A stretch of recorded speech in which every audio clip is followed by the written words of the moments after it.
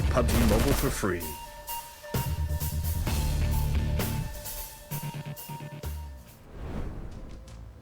Hello everyone and welcome back to day number 5 of the PUBG Mobile Club Open. My name is Esquire, joined here by Trid, and we have had an exciting few sets of days of PUBG Mobile action, but we are almost done with the group stages. You don't want to find yourselves in those bottom 8, and Trid, it's going to be a fight for points here today. Yeah, and we're going to kick things off with obviously today's action, which is focusing around groups A and D, but it is their final game days in this group, and as the Squire's already mentioned, if you're in that bottom 8 by the end of today, and you're in groups A and D, you relinquish all control of your fate, and it's thrown into the hands of the performing groups tomorrow in groups B and C. Having a look at the standings as they stand, I'm going to point out a couple of groups in that bottom area. In fact, all the teams in this page right now, they're going to be the ones eliminated if we were to end play today. You don't want to be on this slide. No. You don't want to be on the slide whatsoever, but there are 3 other slides to look at, Trid. And this next one, well, some of these teams are going to be in the danger zone. They're going to want to try to rack up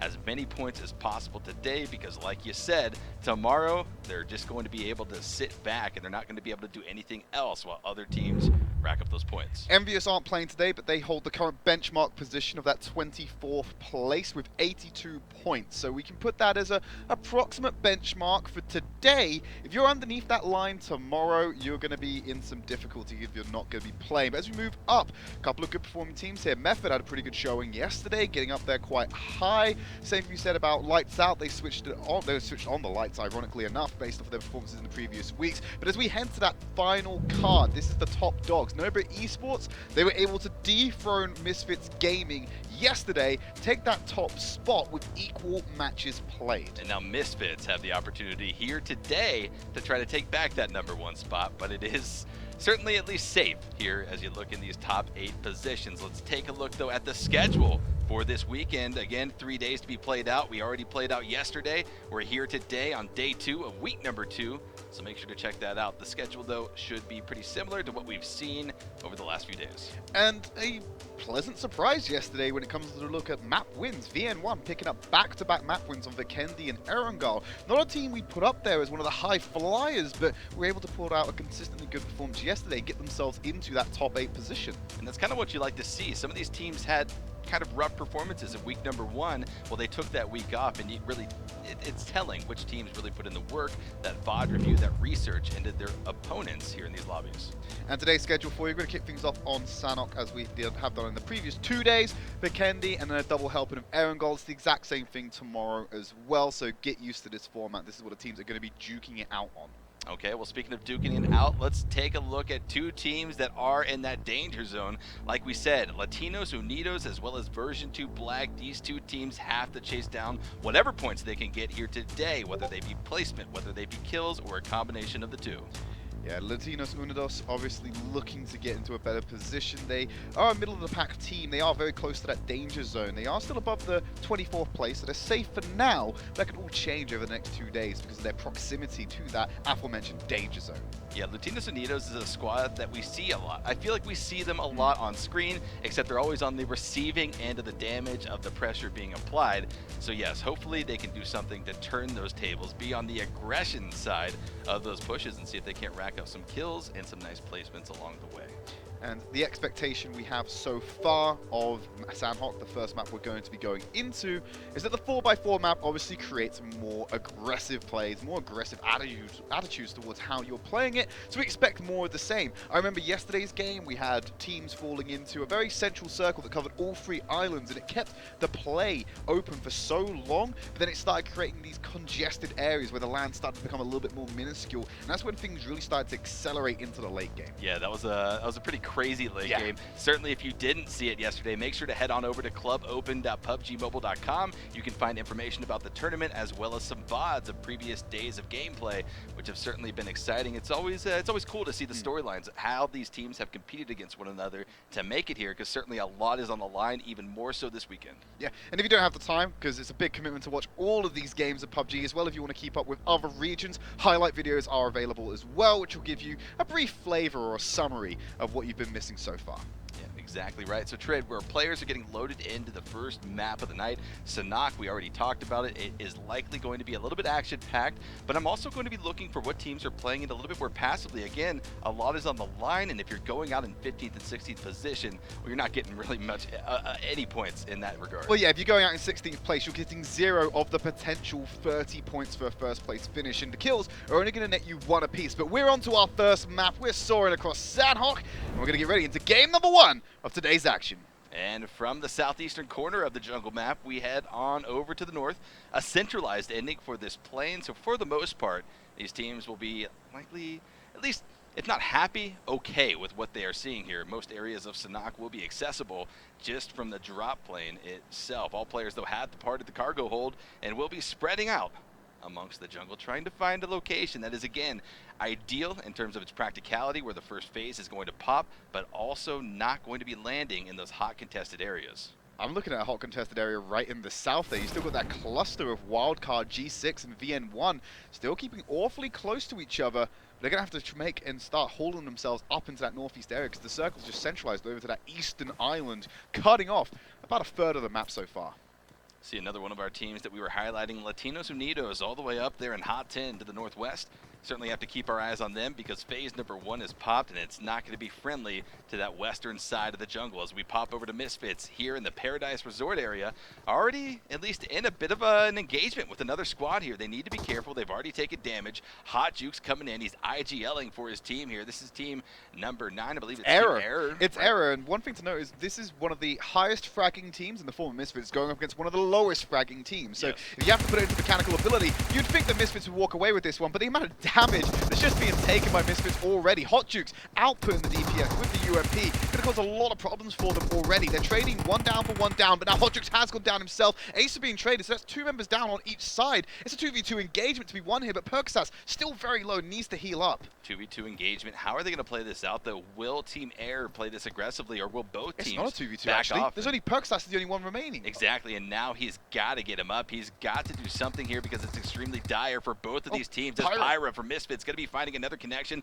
on to Swift. It looks like Hot Jukes was able to get res, so he's going to be trying to get those meds up as fast as possible as Swift continues to bleed on out. But now Pyra coming in on the flank. He's trying to catch the members of Air off guard, and grenades will be flying. Cheeky little grenade, throws it through the window. Hot Jukes may fall victim to that if he's not too careful, but it's going to be a rush coming in from Team Air. They've run straight into Ace. There's the knock from Uneven to take down Hot Jukes. Spray coming in from Uneven again, trying to hit Reptile, who's getting his first game day for Error, but there's a spray from the side. Never saw that one coming through the window, and that's a squad wipe coming in from Misfits. Rocky start, but they come through the other side of it. Teams are surprisingly dropping like flies here very early on in the stages of game number 1 here of day number 5 of the group stages here for the PUBG Mobile Club Open. Misfits, though, starting out with a very commanding, at least, ball rolling here for them. They're going to be able rather to take this momentum on through the early to mid game and hopefully ride on that confidence. I mean, this is the Misfits Trid that we're used to seeing in those dominant positions.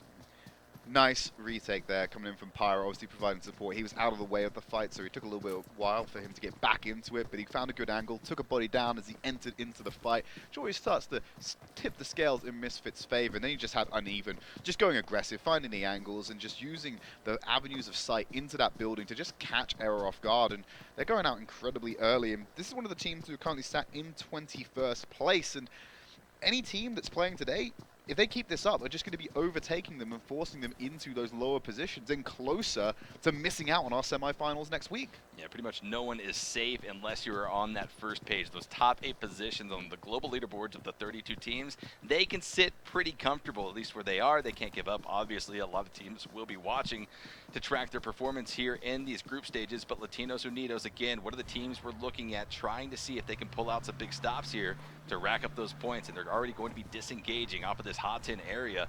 A far northwestern position when you have an eastern circle, and they we certainly need to be careful as well. Can't take out your teammates with a vehicle. They can't take them out as well because they're playing with 3 members. There must have been a disconnection or a technical issue for one of their players, which means they're already playing in a handicapped position in game number 1. And considering we keep stressing the importance of how many points they're going to need to get to climb, because they're sat in 23rd at the beginning of the game day, and if they're not racking up the points, they're going to fall into the same trap that Team Error is going to. And starting with 3 men, not the best of starts, but we've seen teams with less members get those higher placements by just playing a little bit more stealthily, which runs counterintuitive to what Sanhok is all about.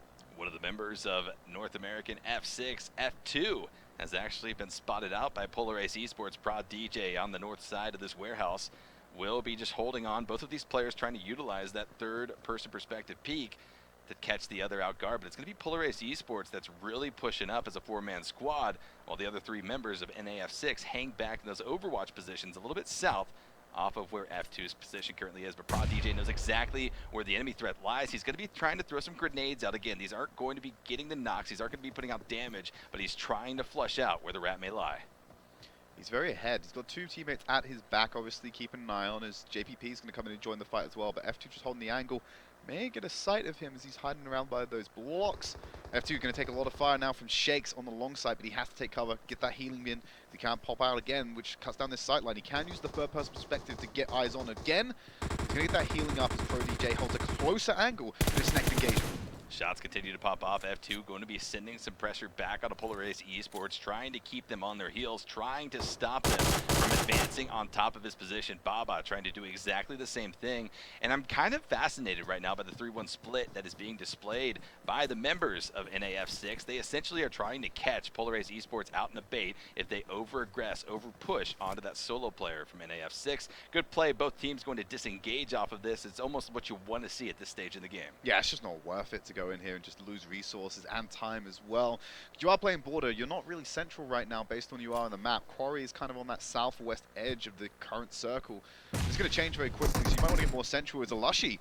Gonna find two knocks there onto Dex and Yoda getting knocked down. They're gonna push up on the Shoguns. Fearless getting knocked as well. There's only Rice left, and they're gonna spray him down as well. There's not much you can do about that one, and Alushi and the rest of G6 gonna take a squad wipe for themselves. Solid 4 kills, nothing better than that, at least when you come out of engagement with that, as well as the loot infusion to boot. But G6 now, they need to quickly recover off of that, get the meds rolling, as we just saw Yayo do, and get ready for any other teams that might be pushing off of that western edge. We saw a lot of teams drop in the far northwest, and phase number 2 pops, sends us continuing on that eastward trek.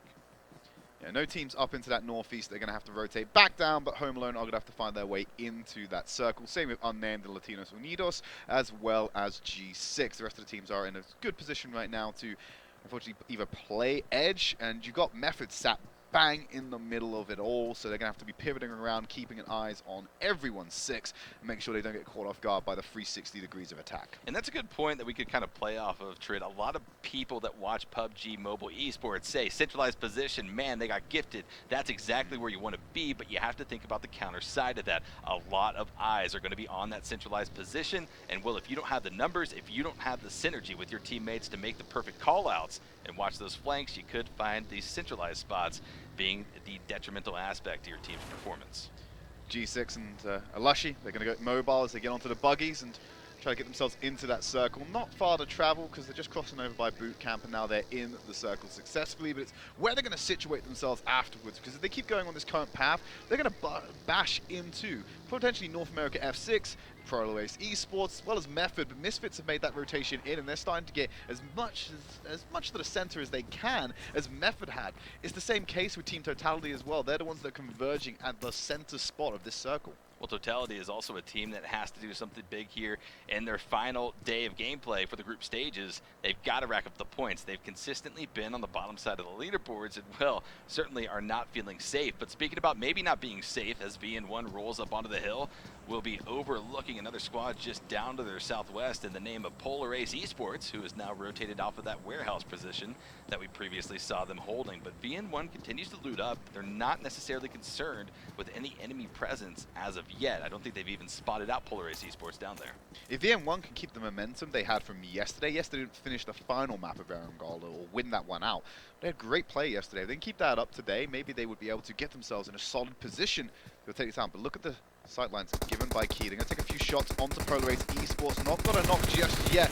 They're going to get Dilly down as the first member. Pro DJ separated from the rest of the team as he's in the corner behind that rock, and JBP hiding behind the tree. They're going to throw out the smokes, create some cover to relieve that pressure and get everyone back into the game. You hate to see this. Ace Esports ran out into the wide open with no care in the world for what was lying in wait on that hillside. I think they saw the crate trade. That's what I think they were going for as a 4-man unit. Unfortunately, got caught off guard, and well, they are certainly going to be taking casualties here as the shots continue to ring out and connect. ProdDJ going to be entirely separated from his squad. A wide open area is what he's going to have to cross to get back to the safety of his teammates, and it's going to be a hard task to do so as Bucky continues to rain down the 5.56 shots with the M16. Just trying to get into the smoke, potentially knock someone as ProdDJ actually returns it back onto Ran. So now they have to close ranks, come back to their fallen comrade and get him back in the game. But Lushy taking a fight with F6, and that's going to be a little bit more accelerated off to the sides as bullets are still being rained towards VN1 as they go to try and recover. Now that we've got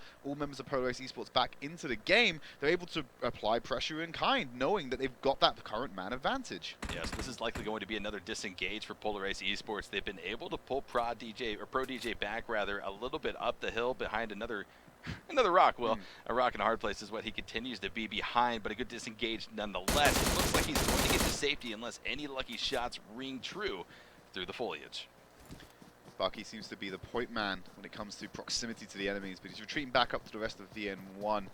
Going to hold around these buildings. I don't think I'm pursuing this if I'm Ace Esports. This is a team you don't want to trifle with, and if they pressure this too hard, the N1 are going to bite back, and suddenly you might find yourself being squad wiped out in the early stages of this game. Yeah, I wouldn't be surprised in these final 2 days of the group stages if we see teams playing incredibly passively, if they are allowed to, like Ace Esports was in that scenario. Back off a little bit as much as you can to get on the southwestern edge of the circle, where you see them now essentially in the center of the previous circle center point. But again, this is the smart play to make from them. They traditionally, at least in this tournament, they've not been the dominant fraggers in the lobby, but again, you have to at least make it into those top 5 positions to really get a lion's share of the points being distributed.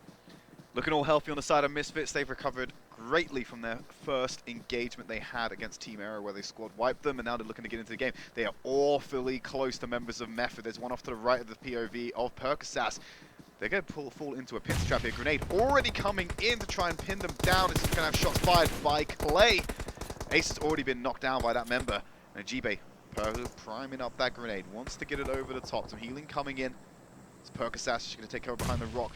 Try and slow this down, hold the sight lines. The grenade's being traded. That's a molly right on top of Percasas. He's already starting to feel the burn as Everfury has now flushed him out, and the shots are going to come in from Clay to knock him down and put Misfits on the back foot. He is on fire in the worst way possible. Not the play that you want to be in if you're on the Misfits squad here, but they also need to be careful. Like you said, Trid, they've already seen engagement so far here in game number 1. In terms of attrition, they are certainly losing that war as Method continues to rain down pressure. Grenades are flying. They've got Misfits on their back heels, and well, they're going to be pushing forward as far as possible as Pyra tries to do whatever he can to throw out this concealment, try to back off the members of Method in any way possible. It was so thankful they got their knock on to Everfury as well, just to relieve that pressure. With one member down, they wouldn't fully commit to the rush, and it buys Misfits some time to get Percasas back in the game.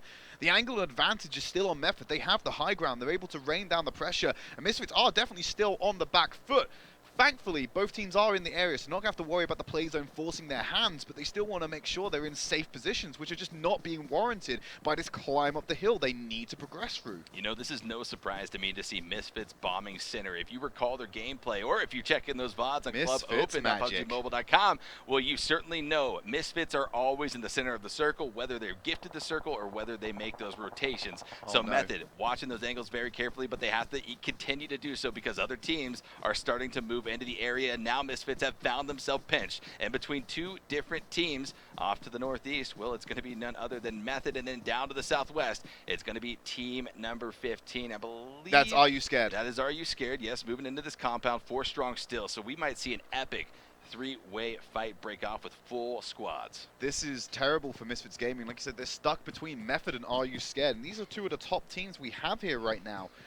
It's going to be difficult. If they try and move through anywhere else or move close to the center, they might just open themselves up into some fire. But AreYouScared happy to hold this position, but they're more concerned about what's coming from the outside. They're positioning themselves further away because there's an engagement happening across the way between Latinos Undios and, of course, NorthAmerica F6, which is going to be raging on. And that's drawing the attention of AreYouScared. They're even third-partying this one as they get a knock onto Handsome. Just keeping an eye on anyone they can on this hill as they open it up again. Even Unnamed getting on this one. There's 4 parties involved in this fight, just spraying down on the chaos, watching them fight together and getting whatever they can out of it. Chacho going down. The health pack has to come in from Mateus to keep him in the game. He's got the Vector who's just going to come around the corner, try and get some shots onto Unnamed, but he's sprayed down from across the way by AreYouScared. And Latinos Undios is going to be eliminated in 12th position here in game number 1 of the day. Not the performance, quite the opposite of the performance that Trid, you and I were telling the viewers at home they needed to have. Latinos Undios have 3 more games to do whatever they can to rack up those points, but back here in this lobby, 11 teams remain, 40 players alive, and G6 continues to rack up the kills. They've got 6 kills to their name so far, but they have to worry about the next shift. Down to the far southern region we go off of our previous circle centrality, and they have to worry about Home Alone. That's going to be pushing on that exact same path. And look at this rotation Unnamed are having to make. AreYouScared were playing Gatekeeper on their path into this next circle. So they've been tanking blue for a little bit. They just need a safer option as G6 going to open up onto Home Alone. Just the stragglers trying to also find their way past the gatekeeping squad of G6. Galaxy's been knocked. Plan B's at 50% HP, and Bunny is the only full health member still roaming around. G6 have the advantage here, and they can just hold them out and let the blue do all the work and force in their hands. And there you go, Bunny just going to get knocked down as well. There's only 1 member standing for the side of Home Alone. He's got to do recovery and try and get into the next circle. And G6 going to use this window of opportunity to just run away, knowing that they have to recover and get out of this blue. A necessary task for G6 to accomplish right there, to do exactly what you said, Trid, get that window of opportunity. You didn't see them waste enough time to go for the entire squad wipe. They got the 2 knocks, and then you take your chance there to disengage. Home Alone, though, they're trying to recover off of this, and in phase number 4, well, they have a limited amount of time to do so. The blue zone will be taken away at their HP Baba. and depleting those meds as we pop over back to AreYouScared. Cal going to be right inside of the building from where one of the members of NAF6 is. The shots come out, and they're going to be aggressively pushing out of this, but it's going to be NAF6 able to get a quick knock on a Mighty before he's ultimately taken out of the game. And then Team Totality, they're just taking shots on Method. They've caught him with their pants down and trying to get the shots on the Steamy. Will get that kill confirmed. The flush coming in, and now he's looking for G-Bay as well. He's taking cover behind this metal pillar. It's going to be taken out by the spray from another angle of Team Totality. Everfury and Clay still alive for Method, but they're looking down the barrel of multiple teams. As the shots continue to come out, Everfury trying to do whatever he can to both put out the damage onto Totality Gaming down here to the south of where their current position holds. But now G6 enters the fray. The shots continue to come out between this 3-way fight now. Method, G6, as well as Totality all trying to vie for this position as Misfits roll in here as well. Triggs, he's got the ghillie suit. He's going to be very camouflaged here in the jungle foliage, just on the opposite side of the rock where Acer is pushing up on. Acer, remember, one of the strongest members on this Misfit squad, going to be missed entirely, but now the connection comes out. As Trying to go for the flush. Getting a knock. He's not going to be able to get the flushes yet. It takes over behind the rock, and there comes Misfits in to deal with Triggs and Dodger, Lord Fudo, and Richie. They're nowhere to help him. They're just going to lose that player.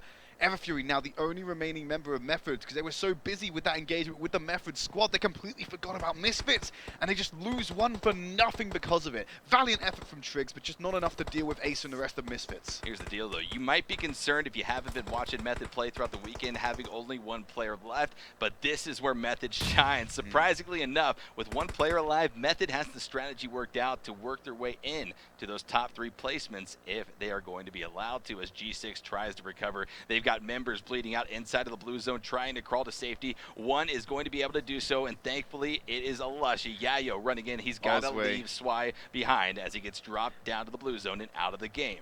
Osway not so lucky there. Misfits were holding the angle to try and catch G6 as they came into the circle, but now they'd rather reposition and get a more advantageous one because the circle has moved yet again further to the south, forcing all those teams in the northern ring just to head down into the chaos. We've got 10 teams remaining and the circles are getting smaller as we're heading into phase 5. Rotation's already coming out. You can see G6 off to the far northeast on the minimap making a rotation around that eastern side, but Lord Fudo from Totality also has to move. Totality again, Dodger's got the ghillie suit, but here comes the grab. crash. VN1 going to be slamming into the building where Ignite Gold was previously holding, but it's going to be Ignite Gold up on top of this as the trades come out. 1 for 1, now another going to be coming out as Rand gets dropped down. VN1 continues to return back on this. They're evening the odds. They're trying to stall this engagement. Maybe a reset coming out as Keep tries to roll around this building, trying to get some lines of sight onto the fallen VN1 members. Surely they don't get away with this one. That was one of the ballsiest crashes I've seen, and it started going south immediately. But now Creep is going for the resurrection. VN1 support is too far away. The long sightlines being maintained by a member up on the hill. I believe it is Bucky who is up there. And now they're going to have to try and spray down. All the members are back, but we're on the reward with AreYouScared. They're just dealing with the last members of Home Alone who recovered, got themselves into the circle. They're just going to be sprayed down. Oh, Bunny! Might have dealt enough damage there for TJ Tattoo, but actually the shot coming in from Sin. He's one of the top fraggers in this group, and he was able to get up a kill just at the last moment there as the rest of Unnamed are trying to salvage this round. 6 teams remaining, 17, well, mark that 5 teams remaining. It so quickly changes here on Sanhok. The action is popping off all around these final circles of game number 1. Unnamed off to the far southwest outside of the circle. They've got to make their way inside. Misfits, again, off to the far north, have a long trek across a wide open area to try to get to safety, and Unnamed's Bill is already looking that direction, possibly having already spotted out the members of Misfits that have to work their way down this hill. Trid, I fear for Misfits unless they've got some smoke utility to throw out for concealment.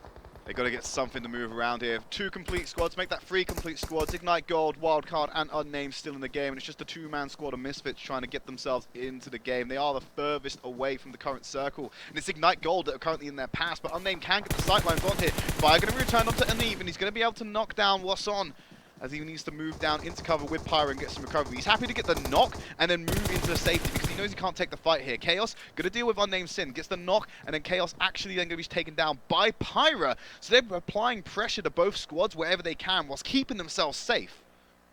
The fact that Misfits was able to make that rotation down the hill into this compound is absolutely incredible, but they are not safe inside of the next circle just yet. And look what is in front of them. Absolutely nothing in terms of cover. Those palm trees are much too skinny to hide behind, and it's going to come down to who pops off first. Misfits have to do something here to frag out. They've got to get some knocks on their opponents. Already going to be tossing nades inside of the building where Ignite Gold was holding, and that might be finding a connection. That's Uneven going to be spraying down with the AKM. Marvis goes down for Ignite Gold. Pyro going to be finding a connection on Chaos. Ignite Gold getting absolutely ripped through by the 2 remaining members of Misfits. And now that's just the ultimate. They've opened Pandora's box here, though, Esquire. As soon as they open the fire, they confirm the location for Wildcard, and the other complete squad Unnamed just rain fire on them. So you've lost Pyro, you've got Uneven still in the game. He's just going to take cover now, play for placement. They managed to get Misfits Gaming a 3rd place spot by dealing with Ignite Gold. Now it's all on Uneven to try and let the Chaos unsue in the kill feed. As Unnamed's moving on to Wildcard, Ranger getting the first knock. Raven's going to go down as well. Zeus being the second knock on the side of Unnamed,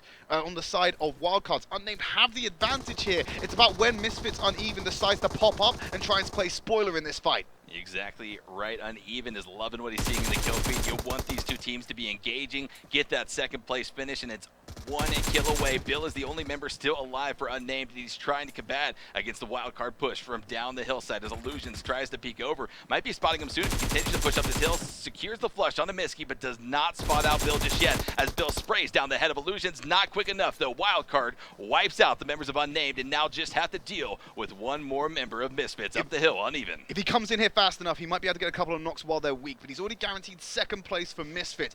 To ask Uneven to pull off a 1st place finish in this, I think is slightly unreasonable, but if he can do it, he'll be able to get himself a solid position as one of the star players of this tournament so far.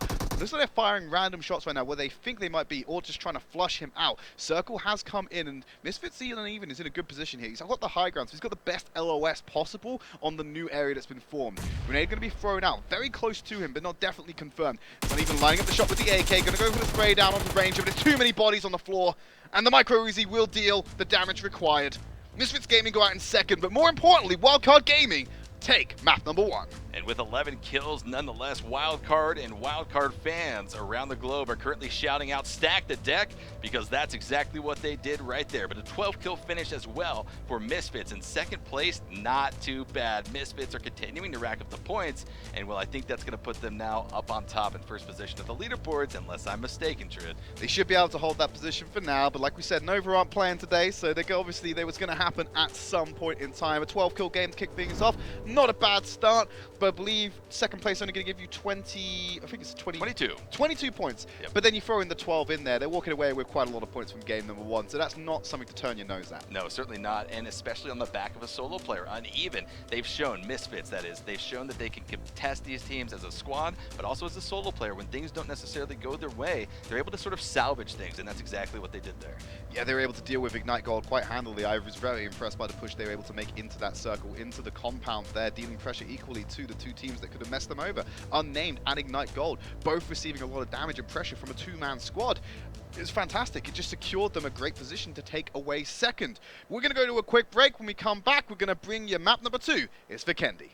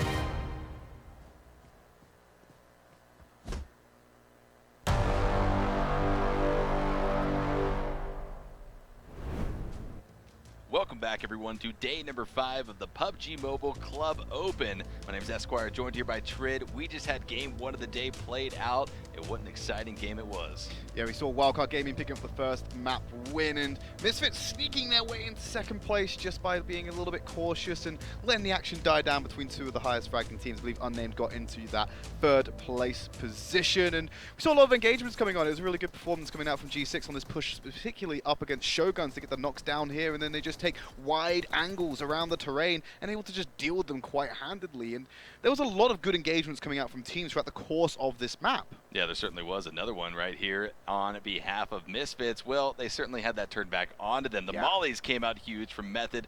They were trying to zone them, but ended up finding that connection. And well, burn, baby, burn is what Percasauce is trying to avoid. And this should have been it for Misfits. Method should have been able to get this wipe here because they had everything under control. They had the high ground advantage. You had 2 members down at this point for Misfits. You should have been able to push onto that one and finish them off. Instead, Misfits, they're able to recover. They disengage from the fight. Even after they were potentially getting pincered between AreYouScared and Method, they were able to sneak their way out because there were other firefights happening around the map, and they were able to snake their way into a second place finish. So it was well played by Misfits to get themselves back up on the leaderboard. Yeah, unfortunately, the one team that couldn't snake their way out of trouble was Latinos Undios over there on that far western edge. When a team just comes out of the blue zone, they take control of that position, they catch you off guard. But let's take a look at how our leaderboards continue to develop after game 1 of the day has been played out. You're looking at your bottom quarter of the leaderboards. So ImYourEnemy, they haven't actually attended the previous lobby and are not going to be playing in this round either. So I think they may have just tapped out of the competition. So expect them to occupy that 32nd place spot. They're not going to be able to get the adequate amount of points to climb up the rankings. In this group who are still playing today, you got likes of Home Alone, Team Totality, they're sat down as well, Ace Esports and Shoguns. They're playing today. They need to be racking up the points, putting in more of a performance because there's no chance they should be on that card by the end of today. If they still are, they deserve to not be with us in the semifinals. All right, well, truer words have never been spoken, at least here on this analyst desk for the PUBG Mobile Club Open.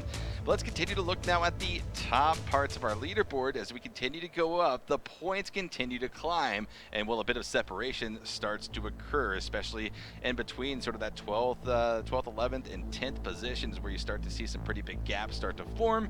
VN1 though, in 9th position, they're looking pretty good. They've actually just dropped down a position. They were in 8th place, yeah. But they've not been able to get the adequate amount of points. I believe they've been knocked out by the likes of Wildcard Gaming, who just climbed through the ranks off of that first place victory and got themselves into 6th, because I believe they were 10th at the start of the day, and then that's just moved everyone down, including VN1. Some teams move down and others move up, specifically right there in place number 1, none other than Misfits Gaming. They've been able to overtake Nova. Again, Nova is not playing today. They had their games yesterday. We'll see them again tomorrow. But Misfits are certainly back on that climb. They had a slow start to their previous day of gameplay, but they are here, they are swinging, and we saw them pick up a lot of kills in game number 1. And Vikendi was such a good map for them in the previous game days. I'm expecting more of the same. The plane's in the air, we're flying over the tundra. Let's get ready to jump into game number 2. Game number 2 is popping off from the far southern region of Vikendi all the way up there towards the north. One of the more favorable plane paths that you could hope for, that you could ask for, that you could even dream about as our players start to depart the cargo hold and fly across the snow map of Vikendi, the newest addition to the PUBG map lineup. Still technically in beta, but is of course playable. 6x6. If you played other versions of PUBG, you should be completely aware of what to expect from this map. But it is the new map to PUBG Mobile, and we're expecting a lot of play here in this week and in future weeks as well, because Vikendi is one of these mainstay maps in our map rotation for gameplay in this Club Open.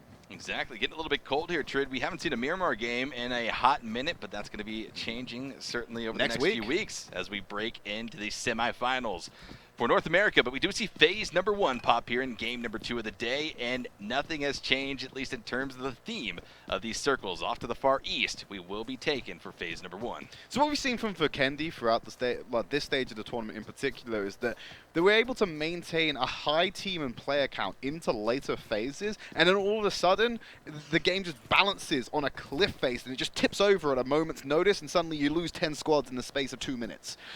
We're probably going to see more of the same here, because these teams are going to start going into the right-hand side here, the eastern side of the circle. So we already see the first knocks of the game coming through as AreYouScared taking an engagement with NorthAmerica F6, just to the northwest of Villa, and are in that Geralto area.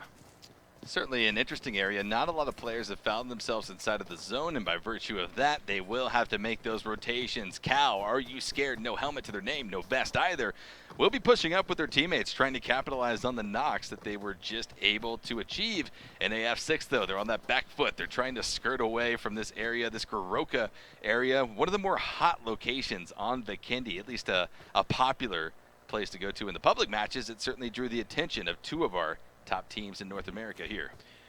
Surprisingly, if we looked at the map a little quickly, like, there's a lot of area on the western side of the map that's just unoccupied. All these teams are playing very condensed, very early on into this round, and so our expectations of having an elongated powder keg of a fight may actually decrease purely because of the proximity of these teams to kick things off. When they start making those first rotations into phase one, they're going to be spotting each other, they're going to be taking firefights, they're going to try and capitalize on the mobility and try and get some early kills here to rack up those additional points and guarantee a greater placement.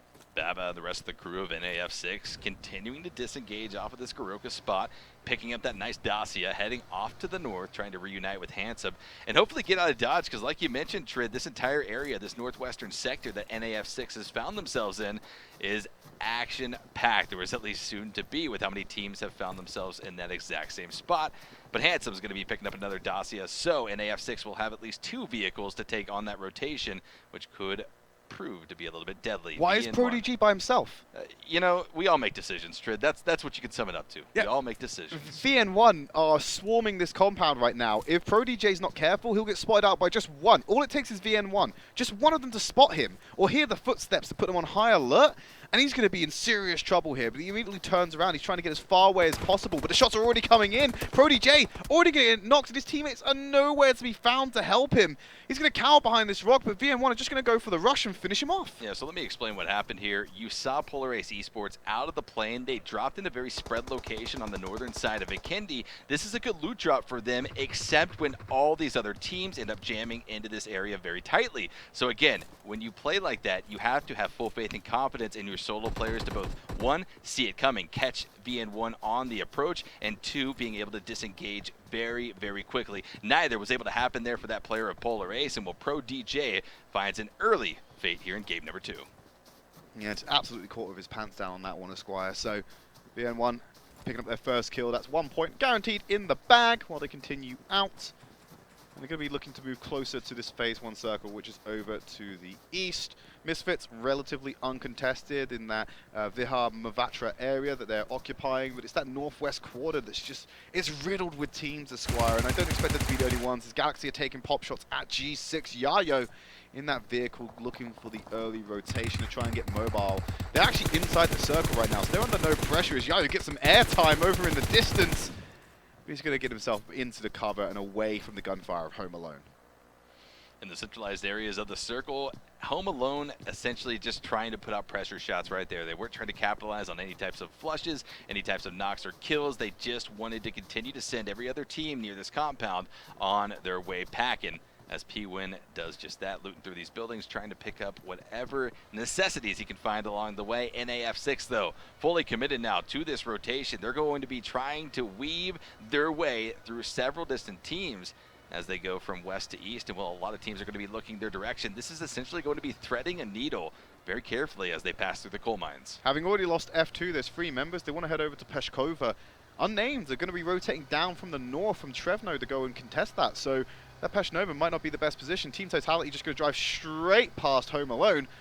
Well, more accurately, just 2 members in that vehicle. No, it's just the one driver. It's Triggs, the lone warrior, going for the scout, I believe, ahead of the path for the rest of Team Totality. And no one gave him any information to use. He might have spotted a couple of members of Home Alone, but it's unlikely that Team Totality are going to be prepared if anything happens. But they're playing further to the coastline, up on the east. They should be able to avoid all the attention they might draw to themselves.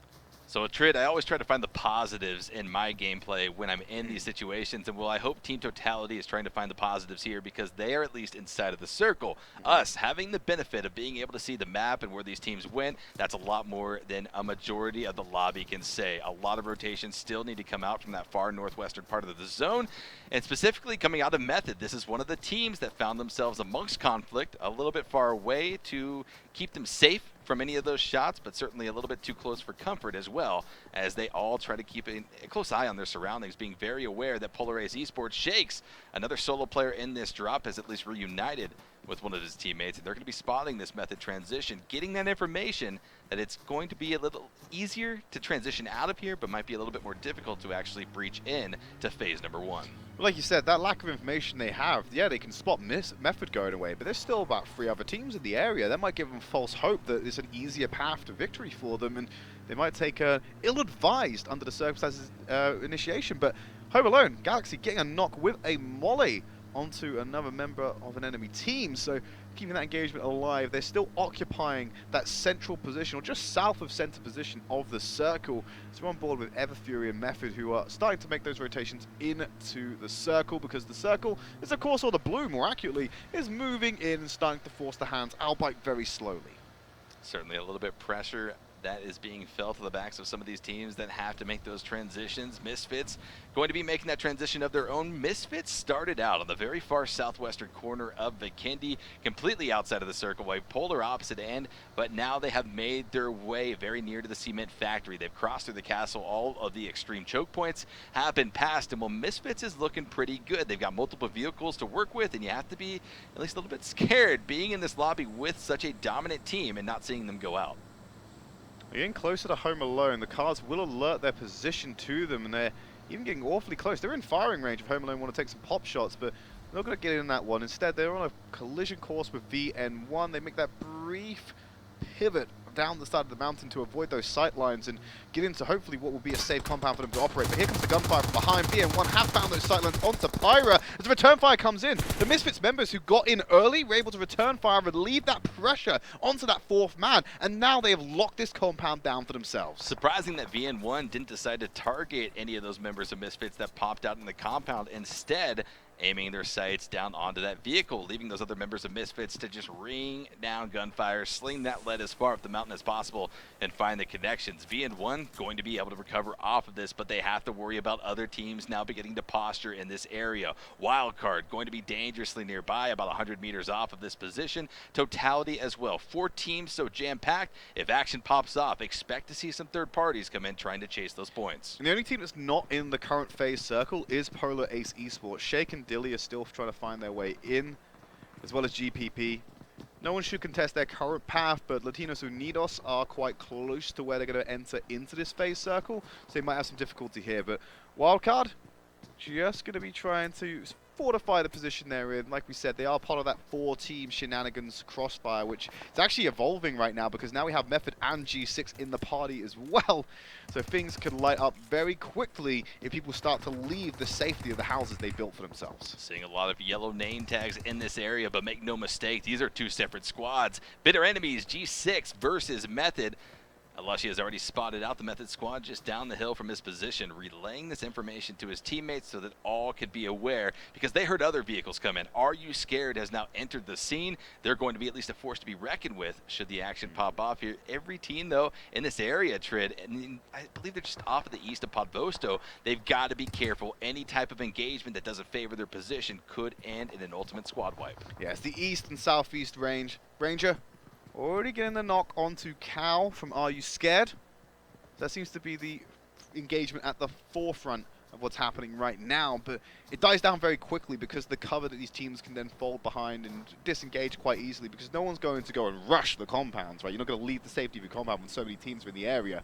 So once they get the res onto Cal, they just retreat back into holding down sight lines, make sure he's resed and healthy, and keeping an eye out if anyone wants to make any aggressive moves and potentially crash into the safety of their zone. AreYouScared able to recover off of that knock that they suffered? Thankfully for them, as Wildcard continues to look on. All of these teams, though, I mean, you're not going to see a big battle pop off just yet until these teams are forced to either relocate, or it's going to become even more crowded if the circle shifts in this compound's favor. But again, everyone just trying to posture, trying to safely get information, and maybe even some shots. Team Error, though, off there in the distance, Hot Jukes leading this squad, will be rolling in here, and with that third-person perspective, PWin is able to at least pick up this information. Again, PUBG, sure, it's about fragging out. You're not going to be able to get through these games without killing, but it's also about getting information. It's also about implicating, or rather implementing, that team strategy along the way. Plan B, just going for a ride, going to flip that vehicle.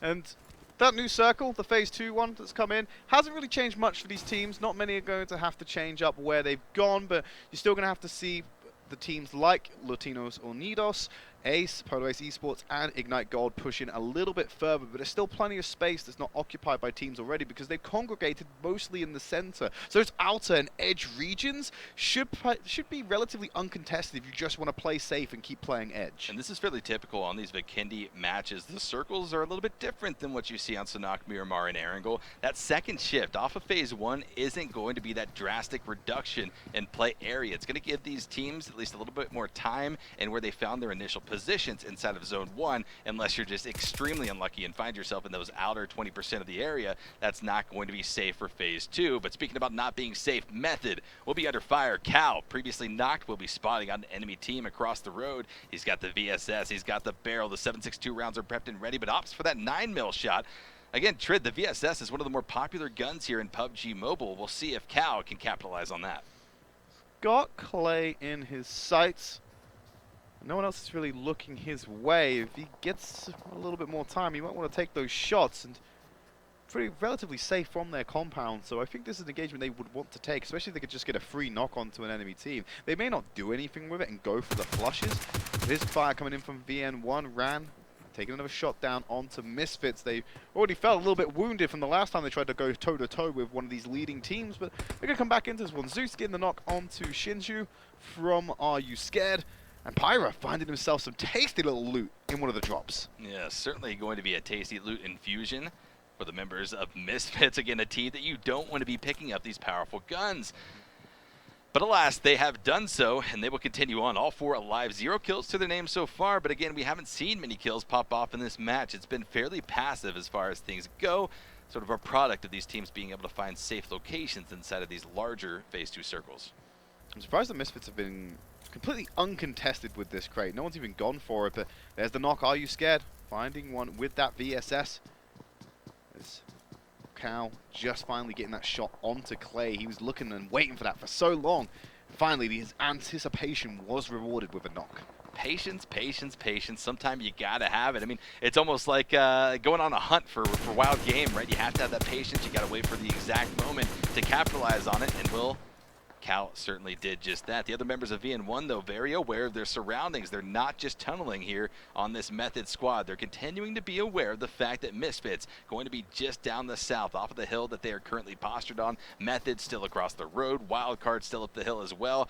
It's going to be deadly here, Trid, and none of these teams have had to move yet. It's almost like a false sense of security for these teams hiding inside of these compounds. And the next circle's just popped, so we can have a quick look at that. Yet again, no teams are really going to struggle here to find a new position, although the hand's not really being forced, but the likes of Chacho may have to go through, Chacho and the rest of Latinos Undios may crash into NorthAmerica F6 on their current trajectory coming into that next circle, and Ace Esports, they'll be able to get themselves in if they just go through Pod Vosto.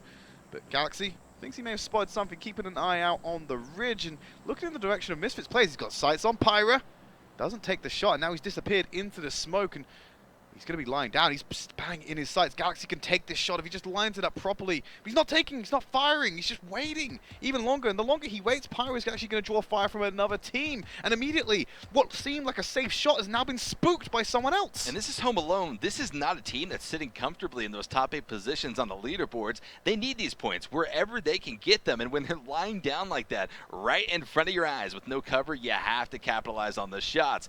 But I think we're about to have some shots capitalized on here as Latinos Undios have found themselves dangerously close to conflict. It's going to be none other than team number 4, NAF6, that is posturing inside of that compound. They're trying to call in their other teammates. Clonus is dangerously far away, and they've already lost They're leaving Revo. him. Clonus and Chacho have just left him. They're going to go into the point, and Happy just sprays down Mateus. He can't get into the vehicle, and that's another kill coming in. They've got F2 and Mateus now going down. NAF6 picking up 2 more kills when they crashed into Latinos Undios' position. Like we said, Chacho and others have got themselves further ahead into safety, into the circle. They just cut their losses on that one, Esquire. And that's the smart play to make. Again, placement points, you're getting the bulk of your points that way. So pulling off of that was smart. Sure, they lost 2 teammates in the process. But this is the other thing, Trid. When this happens to you, when so much pressure is on, it's really going to be a test of your team's mental fortitude, whether or not you can continue on in the final 2 games of the day after this and try to rack up those points, or are you going to tilt off the face of the earth and essentially find yourself continuing to stay in those bottom positions? Team that doesn't want to do that, Polar Ace Esports, been very quiet this game, relatively uncontested, going through that northern route to enter north of Podvosto. Mateus will finally go down, getting the flush to confirm that there will only be 2 members of Latinos Undios in these final circles of the game, as Ace will start making that rotation. They're not on a collision course with anyone yet, but they may fall victim to NorthAmerica F6, depending on how quickly that team themselves move into the center of the circle. I mean, Polar Ace is essentially playing this map the safest way that they possibly can. Edge. I mean, and not even that. They're like, blue zone. Okay, now we have to move. So, I mean, again, you can't take anything away from that. That's the strategy that they've chosen to bring into this game, and we've seen it pay off for some teams. You might not get a ton of kills along the way, but when it really matters, you're finding yourselves in those top few placements, and again, you might find yourself a few kills if you make it that far into game number 2. As Home Alone continues to posture here in this compound, looking over, they've spotted out Unnamed approaching over the hillside. Just on the horizon, their heads shining through with the blue backdrop. And we'll see if Hal wants to actually take any shots here. Insane, he's got the M24 prepped and ready. That bolt-action sniper can absolutely take heads should they need to, but I think they're more worried about this shift that just came in. Down to the south, a hard shift is what they're going to be facing off with here in Phase 4. Finally, now we're getting some phases that are forcing some hands, forcing some rotations, and ultimately forcing some firefights on this one. Unless, of course, you're Polar Ace Esports and you just hug the blue like we pointed out already.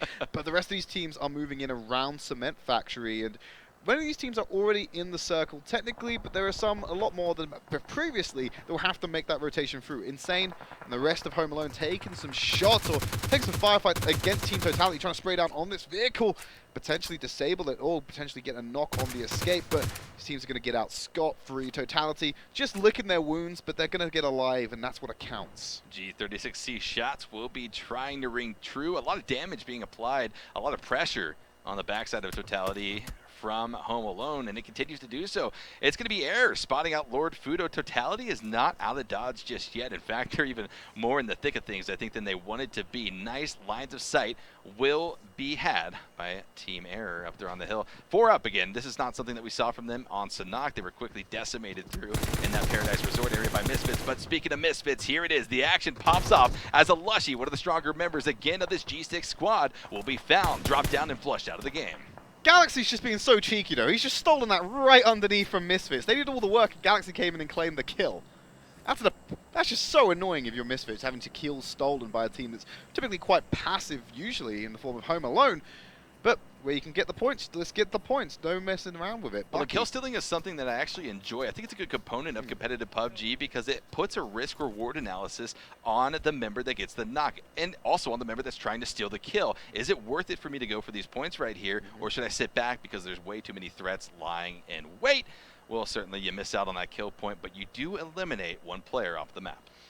And based off of the 15 scores we started with, no team has been fully wiped as of yet, as we're getting through to Phase 4 right now. 20 minutes, Trid. We've only lost 6 players in this game. This is typical for Vikendi. It happens every time. It waits and it teeters on the cliff face, and then all of a sudden, squads start dropping like flies because these circles aren't forcing many rotations, which is typically where teams are forced to play a little bit more aggressive, take fights that they might not want to or might not be favorable for them. So while this circle is just gifting almost teams this passive nature, it's going to be absolutely fine. But Polar Ace Esports, they're not being gifted anything. They're going to have quite quickly NorthAmerica F6 raining down bullets on top of them. Yeah, around this time, 20 minutes, 22 minutes on Vikendi and Miramar matches. I essentially coined the boiling point of these matches because that's when things start to erupt. Everything just starts to go into chaos. As Unnamed, going to be spotting out Latinos Undios. The 2 members left. Well, one of them is already going to be going down and knock Chacho, trying to stay alive, not just for his own, but for his team's placement here. Going out in game number 2 with another, at least low placement, is going to be detrimental for them as NAF6 spots out Polar Ace Esports. Not safe anymore, still on the edge though, and with the blue zone on their back and NAF6 on their front, you have to wonder, how does Polar Ace work their way out of this one? Happy just yeets a grenade down to Polar Ace Esports before he takes cover from behind because they're taking shots from an alternative angle. Unnamed will get that knock onto Clonus. I believe that's the kill confirmed, actually, so it's not looking good for Latinos Undios. As NorthAmerica F6 actually going to jump in the vehicles and start getting out here. They don't want to be playing around this edge because the new circle has popped, and it's even further east. A lot of teams quite safe and won't have to make any movement, but if you're on these border regions, now you're going to have to start crashing into compounds and taking these fights. Ace Esports is legit saying in their comms, come on, can we please get a circle? Well, not when you play this edge play. That's the risk you run when you play like that. As V and 1 gets ripped through, it's going to be none other than Misfits, Pyra, Acer, the rest of the crew storming through this building and picking it up. A nice squad wipe as NAF6 is rolling through. They're going to be spotted out by a few teams. Totality trying to pick up some kills. 0 kills to their name so far, but they've spotted out Unnamed off to the east, and they are trying to capitalize on the angles of approach.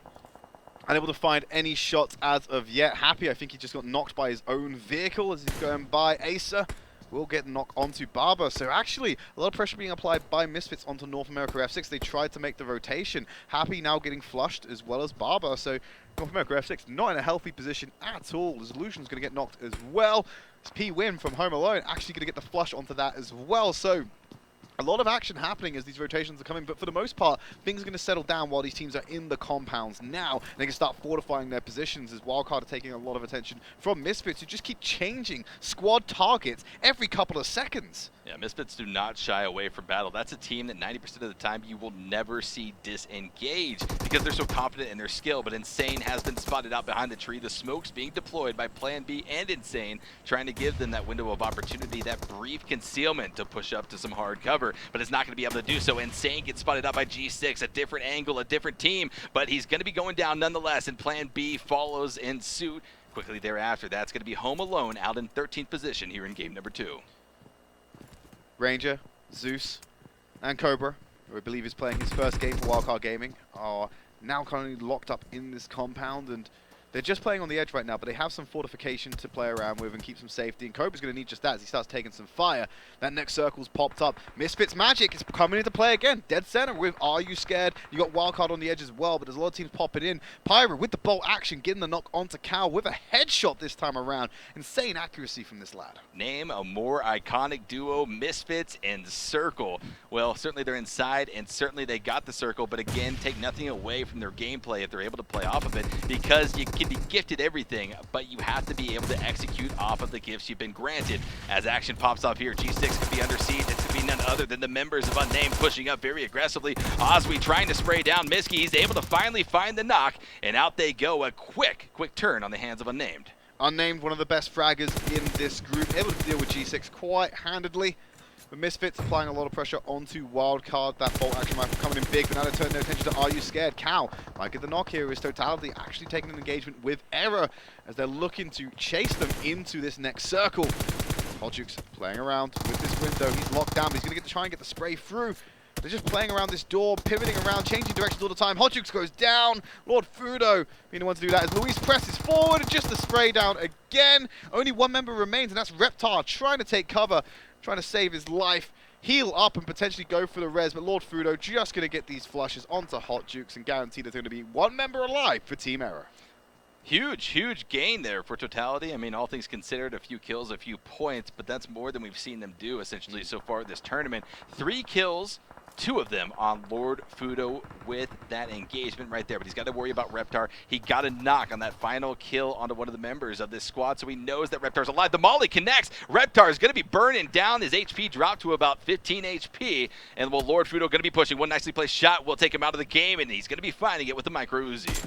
Time to recover for Team Totality, but no rest for the wicked. If you're Misfits, they're raining down fire onto Method. Long shots being taken. Not on accuracy yet, but they're taking multiple engagements. You can see that while Ace is looking at Method, you've got Pyra still popping shots at AreYouScared, uneven, taking fights with Shoguns. Each member of Misfits is fighting a different squad right now. And I mean, here's the thing. Misfits also has an AWM. The sound has been heard from every other team in the lobby, and well, they're certainly going to be cowering, knowing that this compound is putting out so much damage in the form of 300 Magnum rounds. But here it is, the push onto Shiyu of AreYouScared. Method trying to swarm, but they're inside of the smoke and not necessarily sure of the location of this solo member from this squad. And I don't even know if they know that he's here. Shiyu going to be just trying to third person perspective this, trying to make sure that he's not aggressed upon without having to drop on these members of Method, but the mollies come out. Jibei trying to land this on top of the rocket, goes a little bit past Shiyu's head, and he's going to be safe for the meantime, but peeks under the car, spotting defeated Jibei, and out he goes. Of all the people to try this play with, you're trying against Jibei, who did the exact same thing yesterday in his second group matches, just hiding in the smoke. He's going to be dealt with quite handily as they look underneath the vehicle to get those shots. Maybe we should be able to recover him quite handily. Just need to be conscious of where that secondary fire was coming from the rest of AreYouScared, who are up on this hill. Unnamed coming in behind him, it appears, as TJ Tattoo struggling to stay alive. Pyra's got eyes on AreYouScared with that bolt action and what is AWM, and it's going to be very difficult to stay up. Uneven getting the kills onto Clay, just knocking him down, so keeping Method under pressure.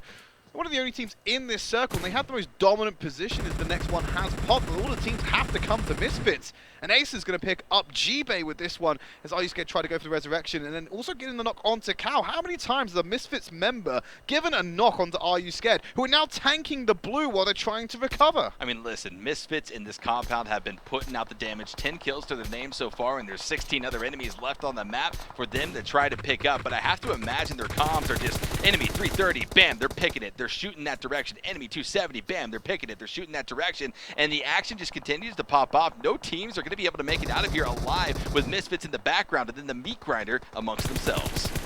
Perks just opening up onto the members of Wildcard Gaming who are taking a fight with Unnamed right now. They all get a knock onto Zeus and even get that flush as well. Looking for Cobra. AreYouScared now taking too much fire as Cal's been knocked down. Mighty's in the prone, but they have to deal with Unnamed who are potentially going to rush them if they're not too careful. TJ Tattoo is looking for that angle. They're sitting in the smoke trying to find a way to get closer to this package, closer to AreYouScared to get the flushes. TJ Tattoo actually getting a knock onto Raven and getting the flush off the back of that one, so they're actually applying pressure, or enough of it, onto Unnamed to allow AreYouScared to get back into the game as their vehicle's now going to get destroyed as well. A three-way fight down here to the south. Who is going to be able to come out of this victorious?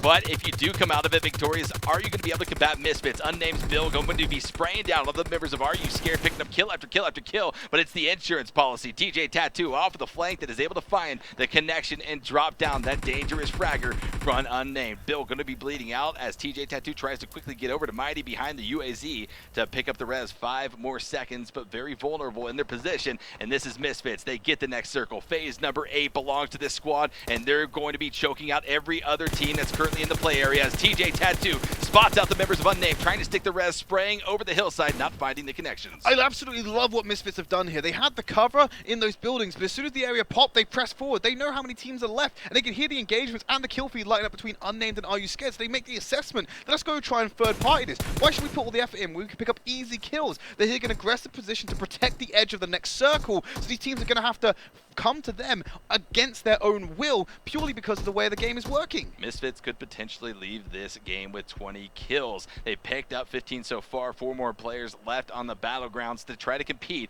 against the members of Misfits. Uneven Ace or the rest of the crew, they've spread out. They've got a dominant hold on the southern side of the circle and now are gatekeeping every other team in this lobby. Unnamed, they're not going to be able to enter this circle. AreYouScared? They're not going to be able to enter this circle. It all comes down to who's going to be able to pick up these final few kills of game number 2.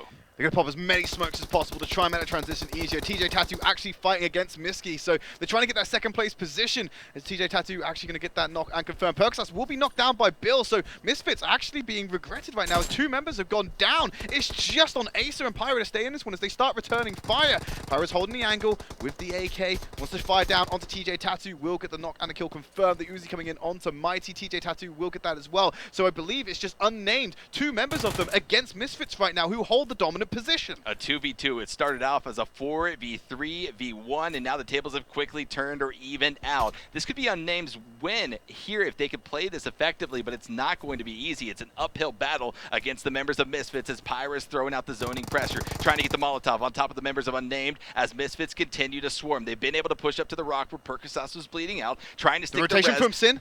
It's coming in. He's got down in the smoke already. They're trying to go for the resurrections. He's trying to get into a position where he might be able to capitalize on the slow play that Misfits have to do right now to get their teammates back into it. Pressure's coming on. He's going to go try and get the flush onto Uneven, but he's bitten off more than he could chew. And his greed ultimately was his downfall. He went for the kills, and Misfits are able to secure themselves a first place finish. And I'm trying to work out the kills. A little bit of 19. quick maths. 19 kills on a Vikendi. That is the Vikendi record smashed by Misfits. Yeah, huge game coming out from Misfits. They played it beautifully from phase to phase to phase, all the way to the conclusion of the game. And Trid, we talked about it. Sure, they were given a few circles in the late game, but the way that they executed, the strategy they employed in those final few moments was incredible. They abused the safety of their compound, and like we said, at one point, each individual member of Misfits was fighting another squad in the distance, applying so much pressure from that central position. They had a bit of Misfits magic to help them out when it comes to the circle generation. But like Esquire keeps saying, yeah, you can be gifted advantageous circles, but it's on you to make those work and produce results with them, and that's exactly what Misfits did. Sure, beautiful game, but that push from Unnamed, we're going to talk about it after the break, but I got to commend them. A huge second place finish for them. A team that has struggled a little bit. I mean, granted, top 32 teams in North America, everyone's going to find at least some time in this tournament they struggle, but love to see them bounce back off of it. Well, that's all for this map. We're going to go to a quick break. When we come back, we're going to move into the double Erangel section of our broadcast. Do not go anywhere.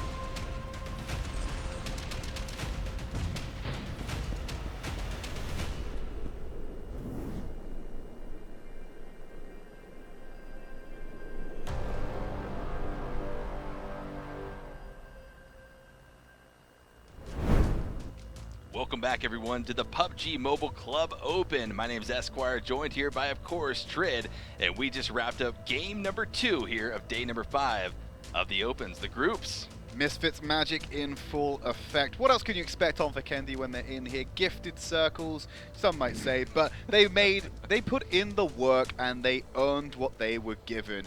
I'm going to throw back to it again. There was a point in this match where every member of Misfits was targeting a different squad, and they were able to lock down a central position in the circle and just branch out afterwards from there to secure themselves victory. Yeah, I mean, through and through, Misfits executed on every different stage of the PUBG mobile game they had to play out here to find themselves as the victors of Vikendi, and they did it in high fashion, beautifully wiping out squad after squad after squad, and really applying the pressure. I think every team in the final 5 teams alive really felt the power that was coming out of that compound that Misfits were sitting in. It was a valiant effort from Unnamed at the end here as well. They just came down to 2 final squads. They managed to get 2 knocks. I believe it was Bill, the person to secure them. So it did open up an opportunity for a 2v2 for Unnamed to be able to do this. But to do that, they had to take out AreYouScared, which they were able to do. And these were the last 3 squads. It was these 2 taking the fight, but Misfits Gaming, they were just able to stay in their fortified position. And you can see the 2 knocks coming down here now. They're trying to apply some pressure onto Unnamed.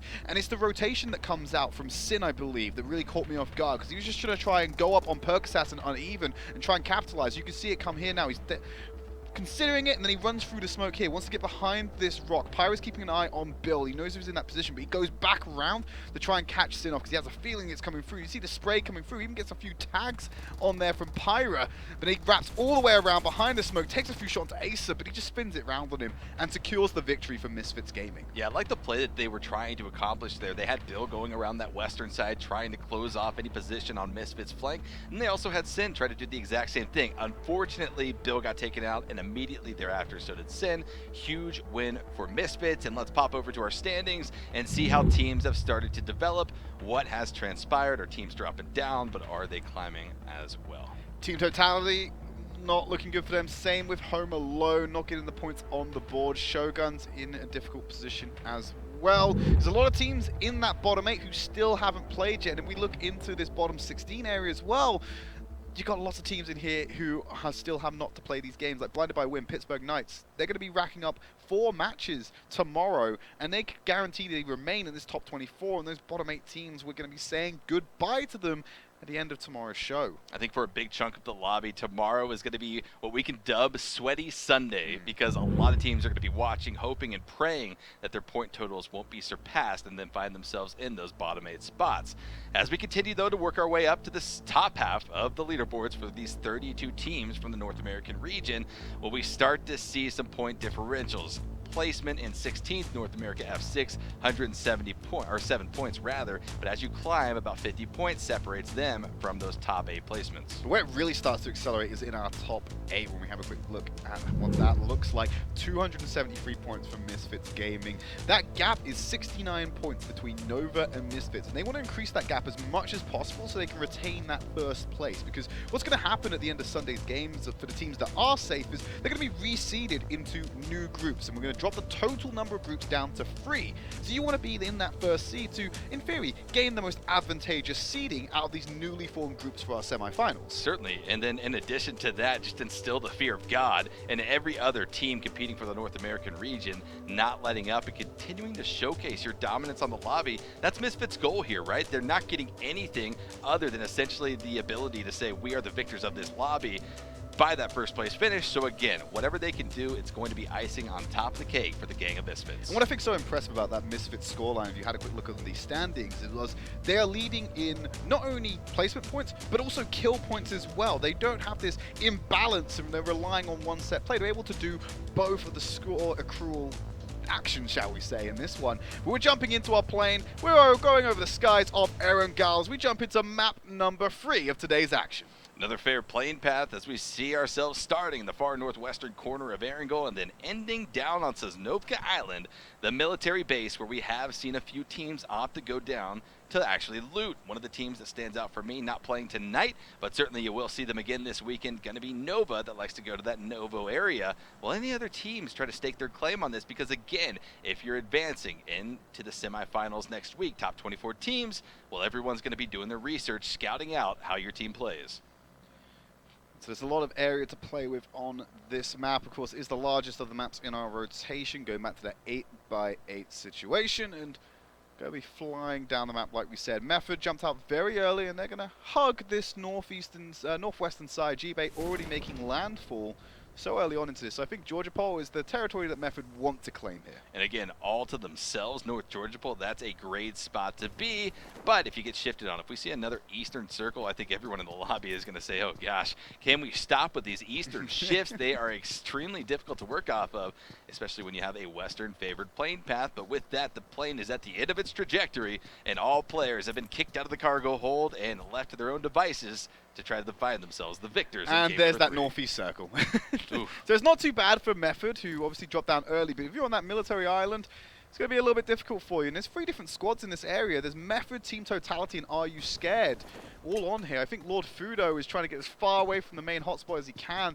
Richie from Team Totality is not actually on the island with them. He fell a little bit short and is on the main island of Erangel away from his team. So they're going to be playing with a handicap if they try and take any engagements against Misfits. And AreYouScared? A bit of a stretch off of a strategy normally that we see teams play on Sosnovka Island, a 3-1 split, leaving one near that western bridge to try to watch and get information, let any other teams know if, or rather let your team know if any other teams are making that rotation from south to north. In this specific instance, you're not going to see any teams going from north to south. But again, Totality, this is a team where it doesn't seem like they have, I'm not going to say they don't have a lot of confidence, but they haven't necessarily displayed the skill sets that are needed to execute these 3-1 splits or even a 2-2 split so far. So hopefully it works out for them. We'll have to see, though, how it transpires. Look how separated VN1 are as well. Lucas is just going all the way over to Zaki by himself, it appears, while the rest of VN1, you've got a couple of members in you've got 1 member in Stalber, and you've got 2 just north of the river from Ruins. So this is an extremely split VN1 very early on into Erangel. Lucas going to be popping in the buggy, trying to skate his way along this far northern side of the map. Inside of phase number 1, just passing by the shooting range. And with Severny wide open, I'm going to be curious to see if any of these teams try to stake their claim to that area of land. But another few teams rather, need to stake their claim here to Pachinki. Pachinki has been a hotbed of destruction no matter what lobby or lobbies are represented here today in today's games. Again, there's going to be a fight. Ignite Gold going to be squaring off against Unnamed Bill, a dominant fragger on this squad, prepped and ready in the 3-story, trying to get the lines of sight on his opponents. He spotted out Ignite Gold, who were just sharing the territory of Pachinki with them, and Unnamed, they were a team that was actually fighting off the likes of Shoguns. I was interested to see where they've actually dropped in this one. They didn't even bother trying to contend Pachinki this time like they had done nearly every other round against Unnamed. Instead, it's Ignite Gold who are doing the same thing. They're actually occupying the same territory that usually Unnamed have when they take over Pachinki. So if they find themselves on the opposite end of the split, they usually implement themselves. The northwestern area of Pachinki going to be occupied. A lot of buffer zone in between these two teams to sort of safely loot, but as they continue to work their way in towards the center parts of Pachinki, well, you might see those clashes start to happen as the kill feed starts to light up. It's going to be Team Error finding some nice knocks. And a flush. And a flush. On to Error, so they're already going to be playing with 1 man down. Going to clear that one out as... It's going to be extremely unfortunate for Error, a team that is middle of the pack right now, but they definitely want to put a more definitive position into their seeding that they'd be able to avoid completely that danger zone in the bottom 8. Blue Zone is about to start working its way in, though, towards phase number 1 right now. And if these teams haven't thought about it already outside of the zone, well, they're certainly going to have to start implementing the strategies that they brought into week number 2 of the group stages as Ignite Gold starts to disengage. They're at least wrapping their way around the northern side from west to east here in Pachinki, avoiding entirely any of the members of Unnamed so far. But as we continue to see them make this rotation, they are starting to become more aware of their surroundings. They're starting to play a little bit more passively than they had at the onset of this game from the drop. I'm surprised no one's gone and absolutely raided Yasnaya yet. VM1 seem to be circling it, but they've not actually collapsed into it entirely, and no one else has really gone over to that area, so that still is in circle. We could see phase 2 move even further over there as well. That's going to be a hotbed of untapped potential for some teams who may have struggled in the early stages to find that loot. Popping over here to North Georgia Pole, looking at one of our teams that has to make a rotation, albeit small, still a rotation, and we know that rotations, no matter how far they have to be, can be extremely deadly for any team, no matter how skilled.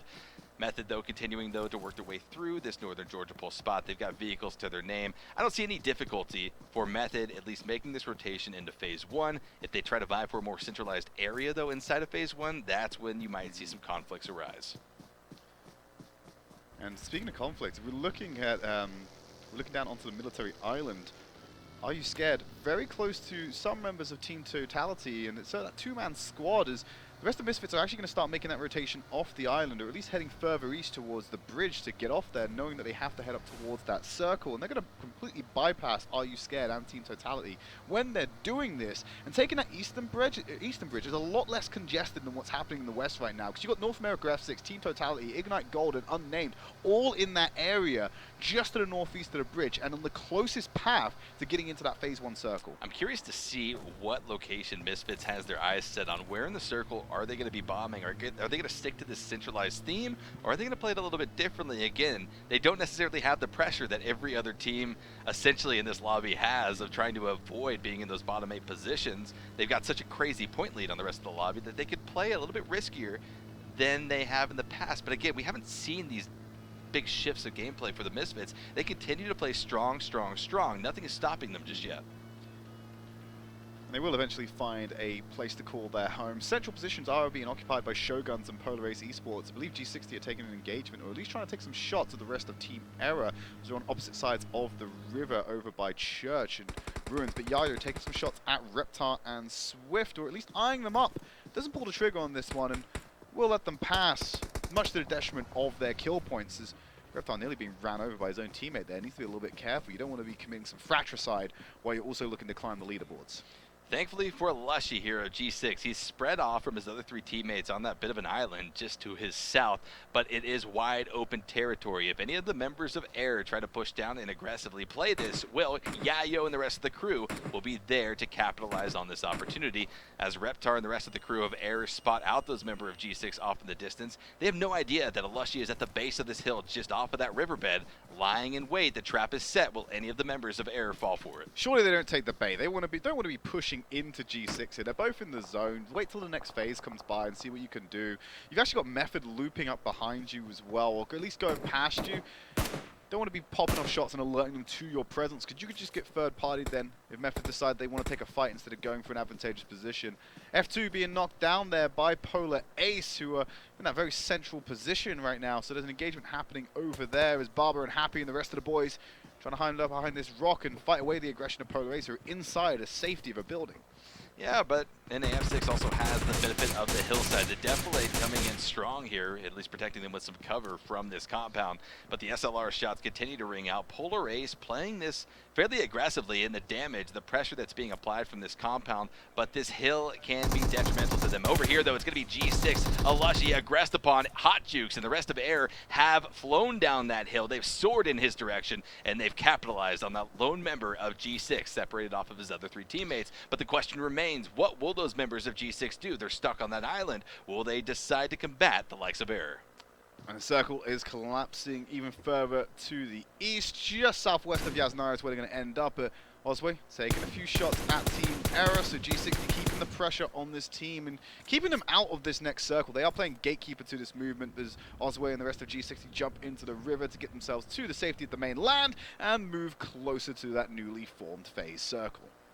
And Phase 2 stays on this trend that we have set, at least for day number 5 of the group stages. Over to the east, we continue to go. But a thing to pick out from this circle, Phase 2, is the fact that the river leading out of Yasnaya is still in play. It could be implicated as we continue on, or we might shift away from it entirely. But it's something that the viewers, you at home, need to be aware of, and certainly the teams here in this lobby are aware of and are already prepping for, as Misfits. Burkasat's going to be spotting out the likes of NAF6, making that rotation through the wide open fields just south of Yasnaya, Polyana, a dangerous area to be making that transition. But it looks like 3 of the members, the 3 remaining members of NAF6, have found safety in the home of those yellow shacks. Strategy seems to remain the same for Misfits. Get the center of the circle, lock it down, and shoot everything in sight. Shoot everything that comes anywhere near you. If even a leaf twitches in a tree, they take a shot at it. And so Misfits is going to be keeping their eyes on NorthAmerica F6. It's the only opponents they need to worry about for now. F6 have secured a care package for themselves. That's why they crashed into that particular compound. Its proximity to the drop, hopefully paying them dividends in the long run. AreYouScared actually taking the engagement. They crashed into that building as well. F6 under a lot of pressure here now. AreYouScared are inside the cover of the building, so they're safe from Misfits fire, but they want to breach through to these other buildings and take care of NorthAmerica F6. NA F6 wiped the sweat off their brow when they crashed into these yellows thinking they were safe, but in comes another team. AreYouScared are essentially going to be screaming this in all chat comms right now to NA F6 as the barrage of grenades starts flying from east to west, trying to find their marks, but also apply the pressure, trying to instill the fear of God in the other team, sharing these yellow shacks in this wide open area. Disengaging off of this trid is going to be damn near impossible, especially with Misfits looking down.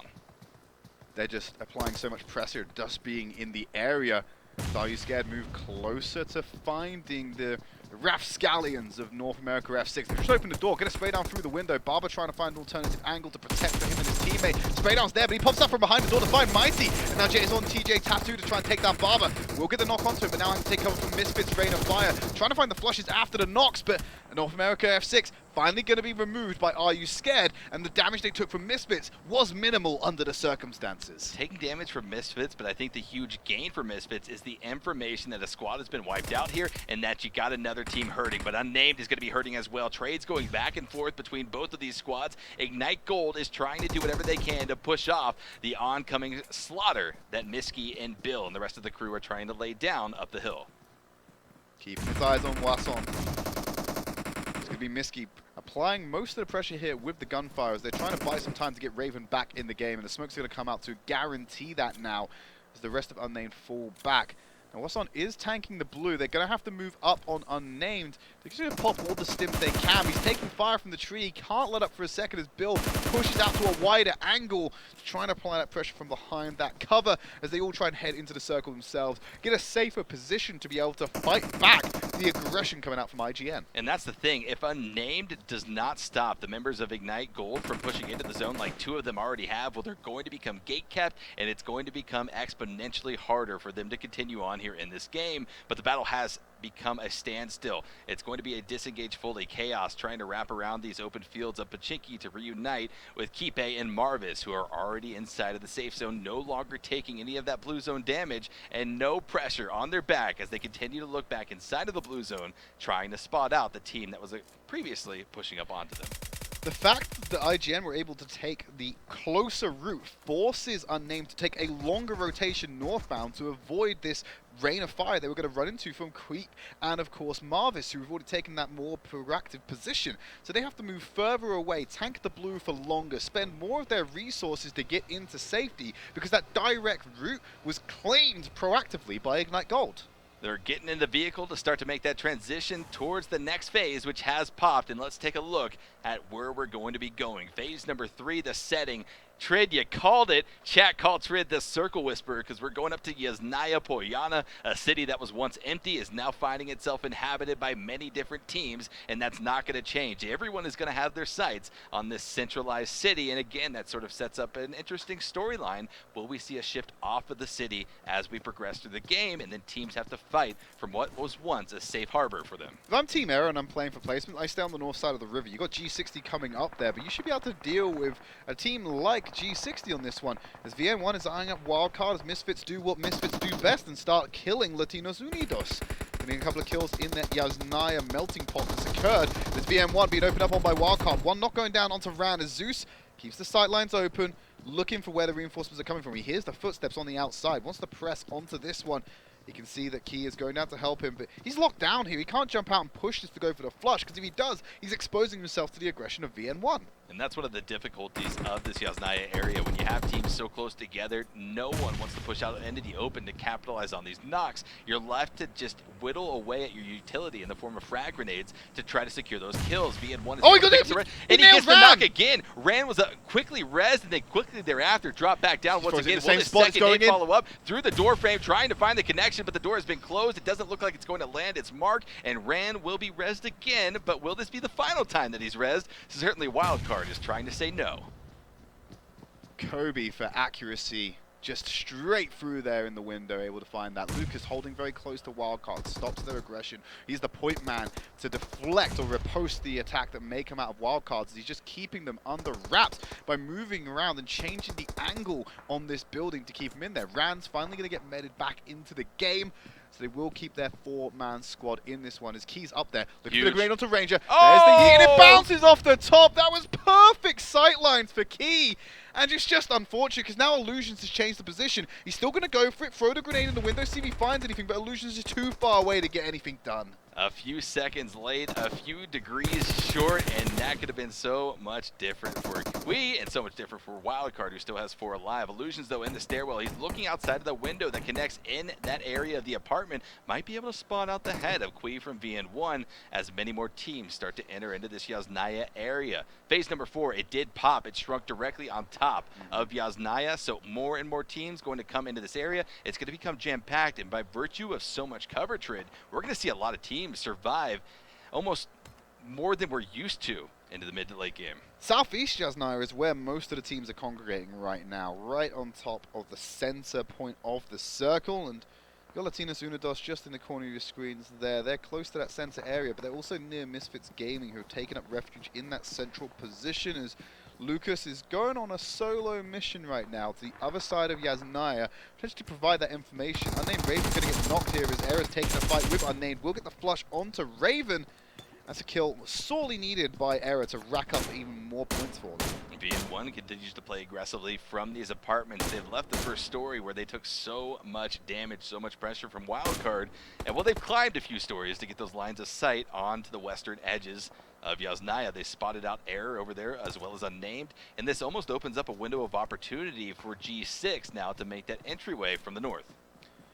Osway's got eyes on uncontested against Polar Ace, lining up the shot, ready to take it.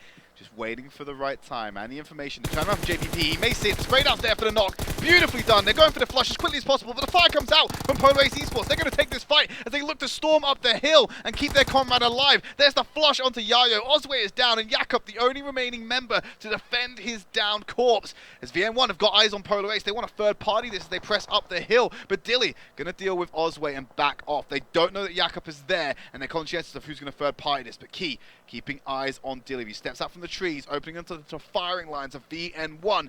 They're playing around the cover, and they're going to deny Key these extra kills. I think a bit of a misplay there from G6 to take the shots a little bit early. You saw that player waiting on behalf of G6 to pop off on Polar Ace Esports. He was waiting for his other teammates to come and support him from up the hill, but it was a little bit too late.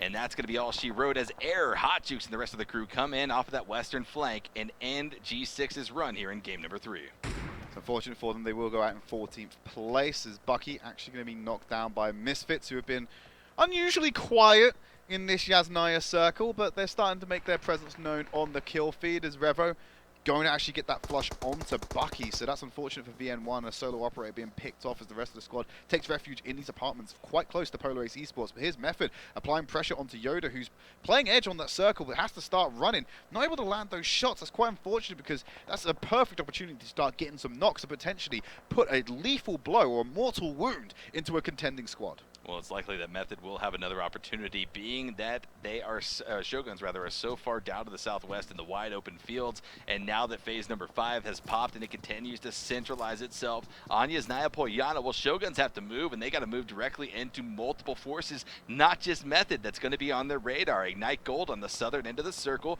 holding onto these apartment buildings. They're going to have insane lines of sight down to the south, and it's not just Shoguns that has to worry about this. AreYouScared all the way down to the south across the wide open fields they have to go, as everyone is starting to make these repositions, trying to find a building maybe 30 meters off in the distance that's a little bit more favorable. But with every step they take, they risk their team going out early on here. Hot Jukes, who's taken over the IGL responsibilities today, also leading his team in kills, 2 to his name of the 4 total that is possessed by Team Error.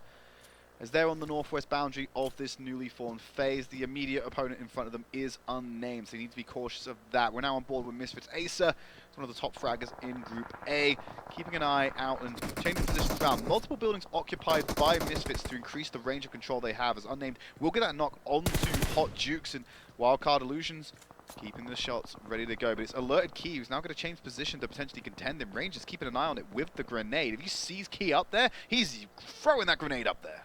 Swift and the rest of Air will be rolling up the priority buildings on the backside where Unnamed is currently holding, but they're hearing this onslaught of grenades approaching from their northern flank, and will Bill, Miski, and the rest of the crew will be lying in wait, trying to utilize these windows to get some peeks onto the members of Air that certainly are moving their direction. But in Yasnaya, a lot of teams are starting to get dangerously close to one another. You can see off in the distance how those name tags are starting to overlap, and well, that's going to create an action-packed mid to late game here in game number 3, with just 13 teams remaining and 41 players alive as we pass the 20-minute mark of the game. Error is right on top of Unnamed, who are in a two-man situation right now. They've lost 2 of their members already, so it's 2v4 in favor of Team Error. If they go for the push on that, they should be able to raid them in that building, breach into it, and take control of another property. As Uneven still on the prone, iron it up as G-Bay going to try and reflect the attack of Shoguns. They could rush through the door here, but it might be to their own detriment. Charging up the grenade, ready to throw that back to repel the attack. The pin's been popped. They must have heard it. He's cooking it up. He's frozen out. Will get blocked himself. Won't find anything in return, and now Shoguns can clean him up. And this is G-Bay from Method, who had the lines of sight on Shogun when they were down to the south in the wide open fields. Had Method capitalized on that, well, Shoguns would not be pushing up onto this building and getting a knock and a flush on one of the members of Method, leaving them with 3 to contend for a top finish here in this game. 40 players alive though, and Shoguns have now secured a dominant hold on this western side of the circle. The apartments will give you the highest line of sight that you can work off of in this circle, but I hate to be the wet blanket here, Esquire, but look where the circle's just formed, all the way over to the east. Oh, well done getting control of those apartments, but they're worth nothing at this point. You now have to rotate through all these teams to get to relative safety.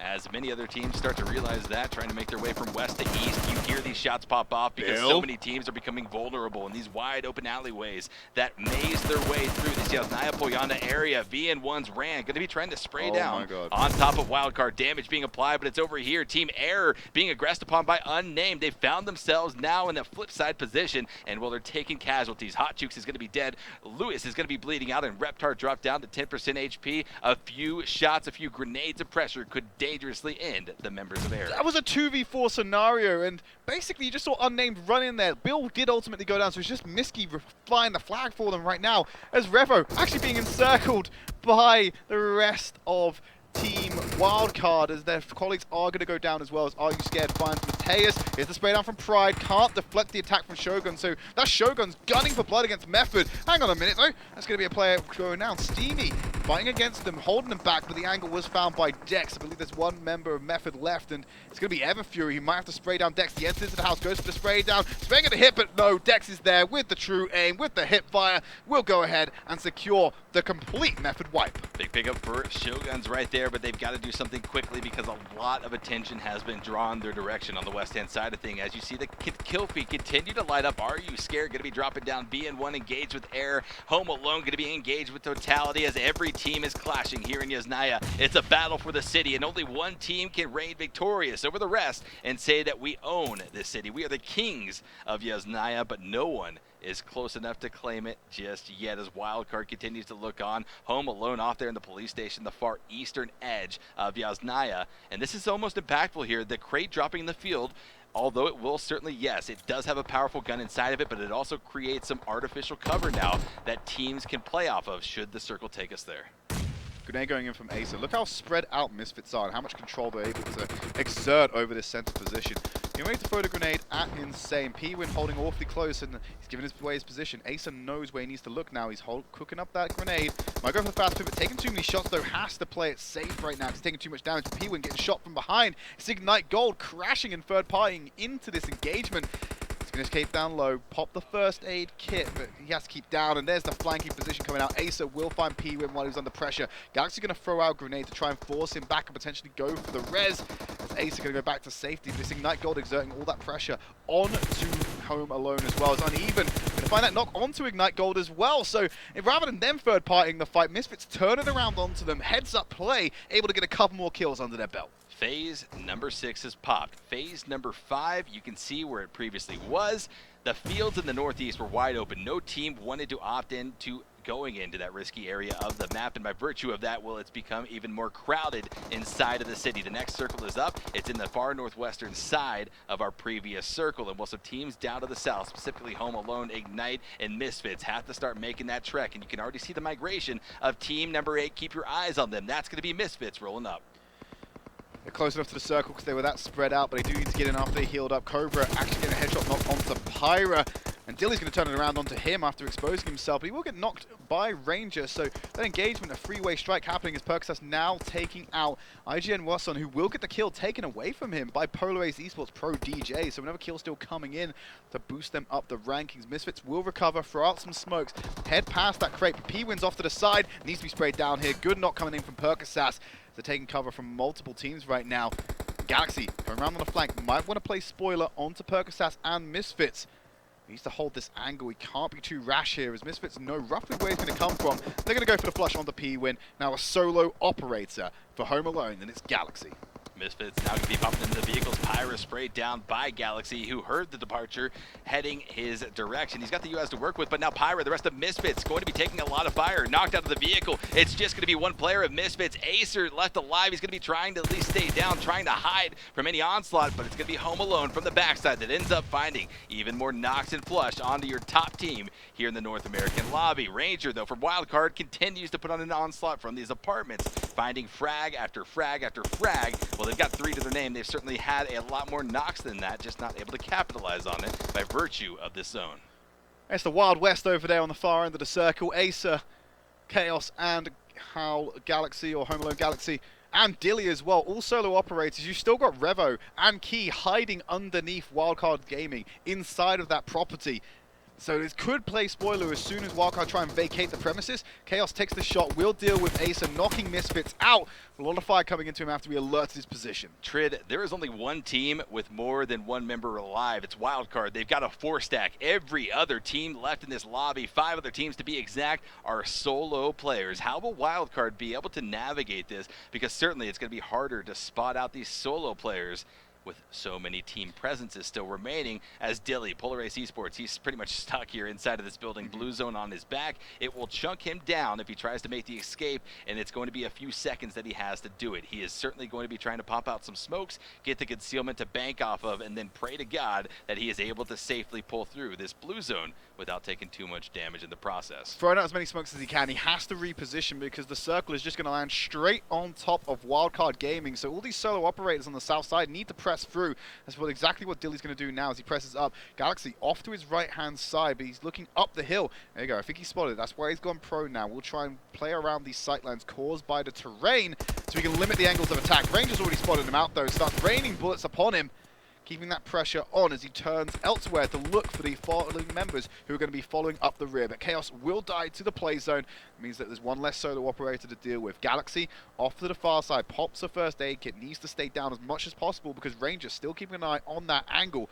Revo and Key underneath the building of Wildcard Gaming as he goes round as far as he can to try and find Galaxy or find someone else or safety to approach it. And Galaxy's got the best sightlines here. He has that small hut to obscure the vision from the apartment building, which Wildcard are using to exert pressure. Dilly, although he's got the def blade to work off of, it's extremely countered by Wildcard's position. Up in the air in the apartment, he's going to be spotting out Galaxy, takes him down and out. 3 teams now remaining. Dilly picks up his 5th kill here of the game. Certainly 4 was fine, but 5 is even better as he continues on here now, trying to get in to that 2nd place position. It's a 1v1, v4. Wildcard has a solo player on the 1st floor of their apartment building. It's essentially all on Ace as to trying to cross this wide open area. What is he going to be able to do here, Trade? Is he going to be able to pop some smokes and bridge that wide open area and get to cover?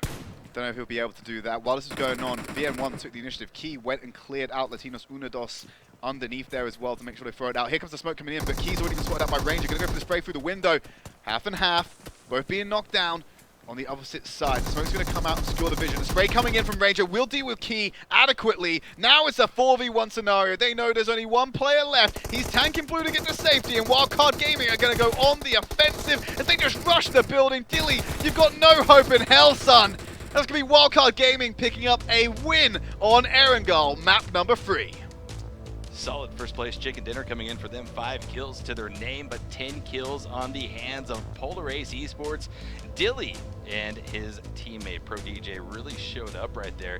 fragging out of their mind, at least able to pick up 32 points, 10 from kills, 22 points from placement, and then VN1 coming in third position with 5 kills. So all things considered, an incredibly solid game, and Misfits, you didn't see them in the top 5, dropped down to 7th place, but it wasn't easy for any team in Yasnaya. As soon as the circle started to work away from them, that's when they had a little bit of difficulty. They had to make those rotation in the vehicles. As soon as they did, Wildcard had their number though. They had the sightlines perfectly lined up on them, sprayed down the vehicles, and with so many teams also coming from the same direction they got pincered in a situation they just couldn't handle. Ace, try as he may to survive and force out placement, was just unable to in this instance. 7th place under the circumstances though, still not the worst outcome.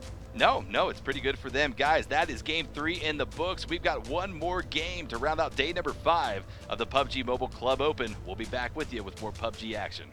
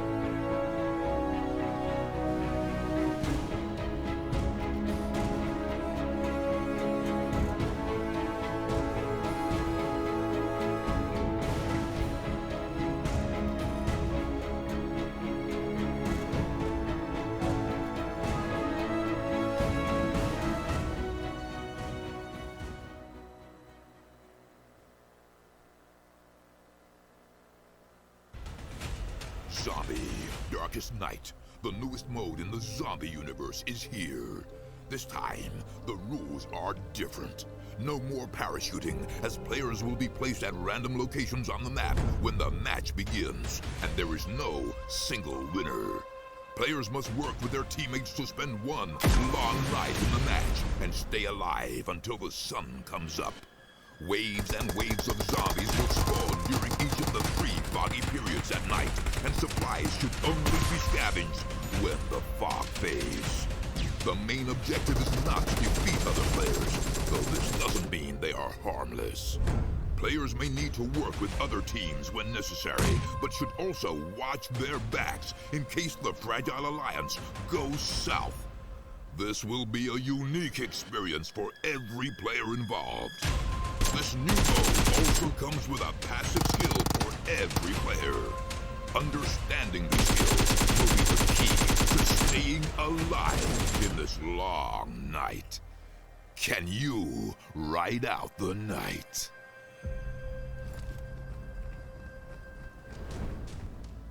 Welcome back, everyone, to the PUBG Mobile Club Open. My name is Esquire, joined here by Trid. We just put game number 3 in the books. We've got one more game to go here for day number 5, and Trid, Wildcard, they're making a run for that triple win in one day to match the record that Misfits set in week number 1. Absolutely possible for them. Sheer dominance on that final Erangel map. Like we said, when it got down to the last circle, they were the only complete squad, and we had a bunch of solo operators in the area for them to pick up.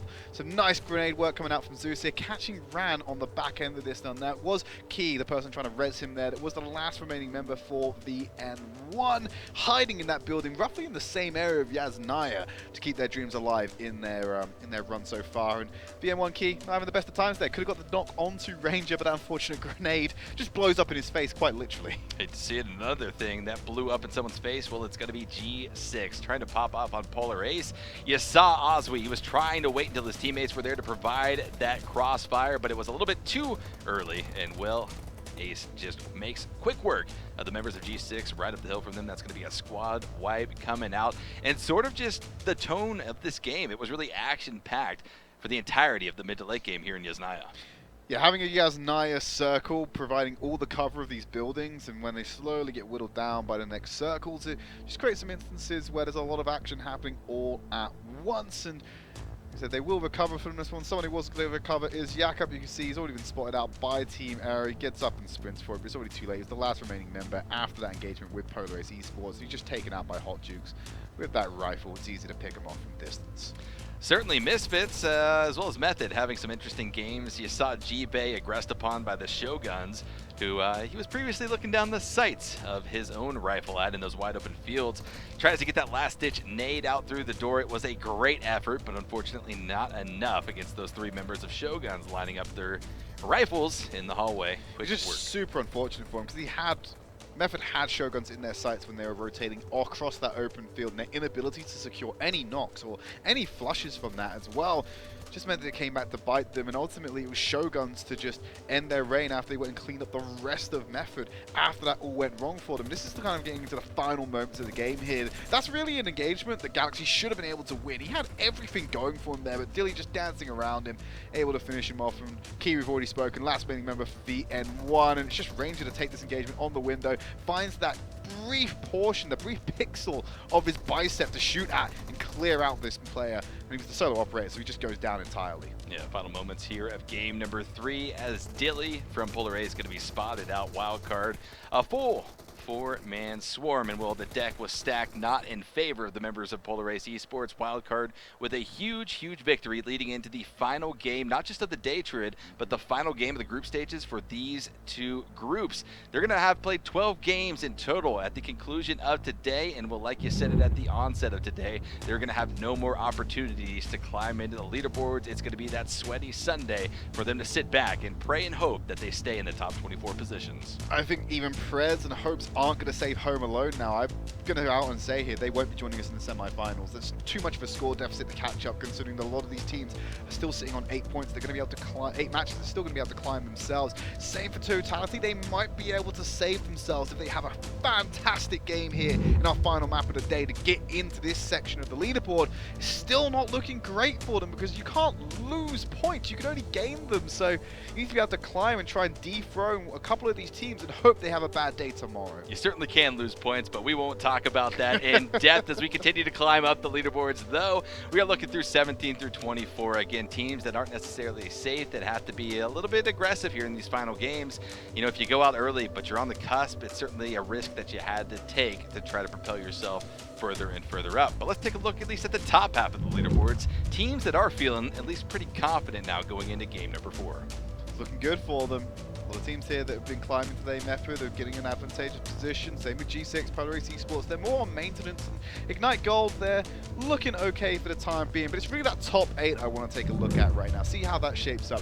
Wildcard Gaming getting up into 2nd place. Look at the deficit between them and Misfits Gaming. There's still 82 points of difference between them, despite how dominant Wildcard Gaming has been today. And they got one last chance to show their dominance. We're going to jump straight into our final map of the day.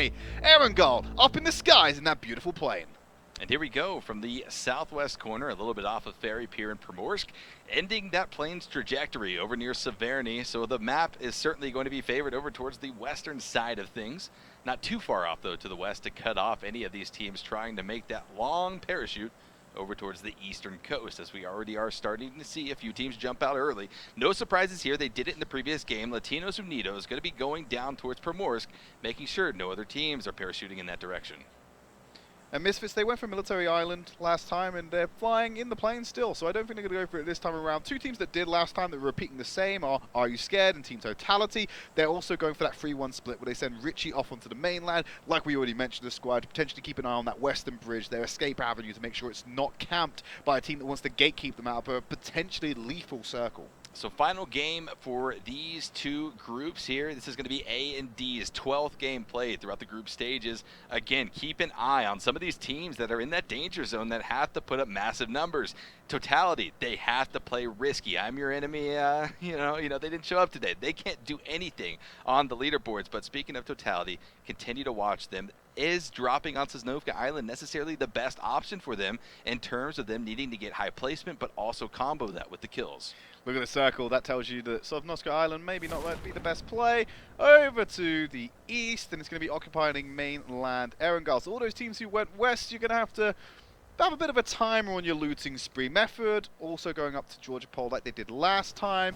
Misfits look like they're actually taking South Georgia hospital area away, or prison area, sorry, away from Home Alone and Team Errors. They're already opening up onto Home Alone and trading fire right from the off of this match. I mean, listen, Trid, if you're in this lobby, if you're in groups A or D and you're still dropping on the west-hand side of these maps, whether it be Erangel, Vikendi, or Sanhok, well, you're doing it wrong because these circles have been eased all night long, and some teams are going to have some extra long rotations to make from west to east to get to safety. But we still have a conflict back at Pachinki. We saw it in our previous game of Erangel. Ignite Gold versus Unnamed, and they have split off, at least different areas being held, a south versus north battle rather, that will rage on here as these teams try to claw at whatever points are left in the lobby. No one definitively planted their flag in Pachinki in their last engagement. They split the map and were able to just disengage off of each other.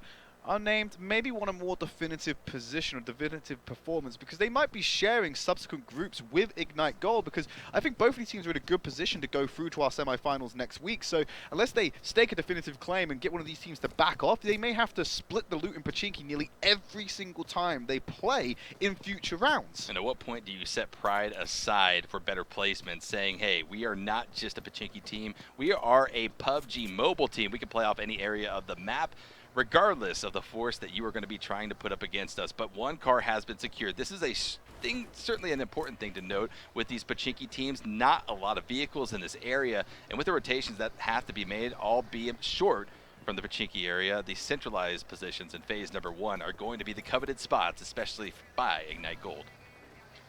They're all going to mount up and they're going to leave Pachinki, so I'm guessing flag planted by Unnamed, as they're just going to be the remainers in Pachinki. See what else they can get as they got to take these 2 buggies. I mean, come on, Ignite. You got to take these cars away. You got to leave Unnamed in the worst position that they could be in as Totality spots out one of the members of AreYouScared Cow, caught between the rock, not going to have a lot of room to work off of if he tries to disengage, maybe calling in his teammates. I don't know if this is going to be the best call for this squad, but certainly they are headed his direction, as we see on the minimap. Team number 15 starting to trickle down from the north. The Cal's going to go to retreat, try and meet them halfway, make sure the burden's not fully on them. And Mighty also trying to follow him up there. He was lingering around as well as Dodger trying to get eyes on, maybe see what's going on. It's Mighty on the bike. Gonna dodge out the fire. Cal trying to jump on the back just to get him out there extremely fast. And they're going to do just that. AreYouScared able to disengage from that quite handedly.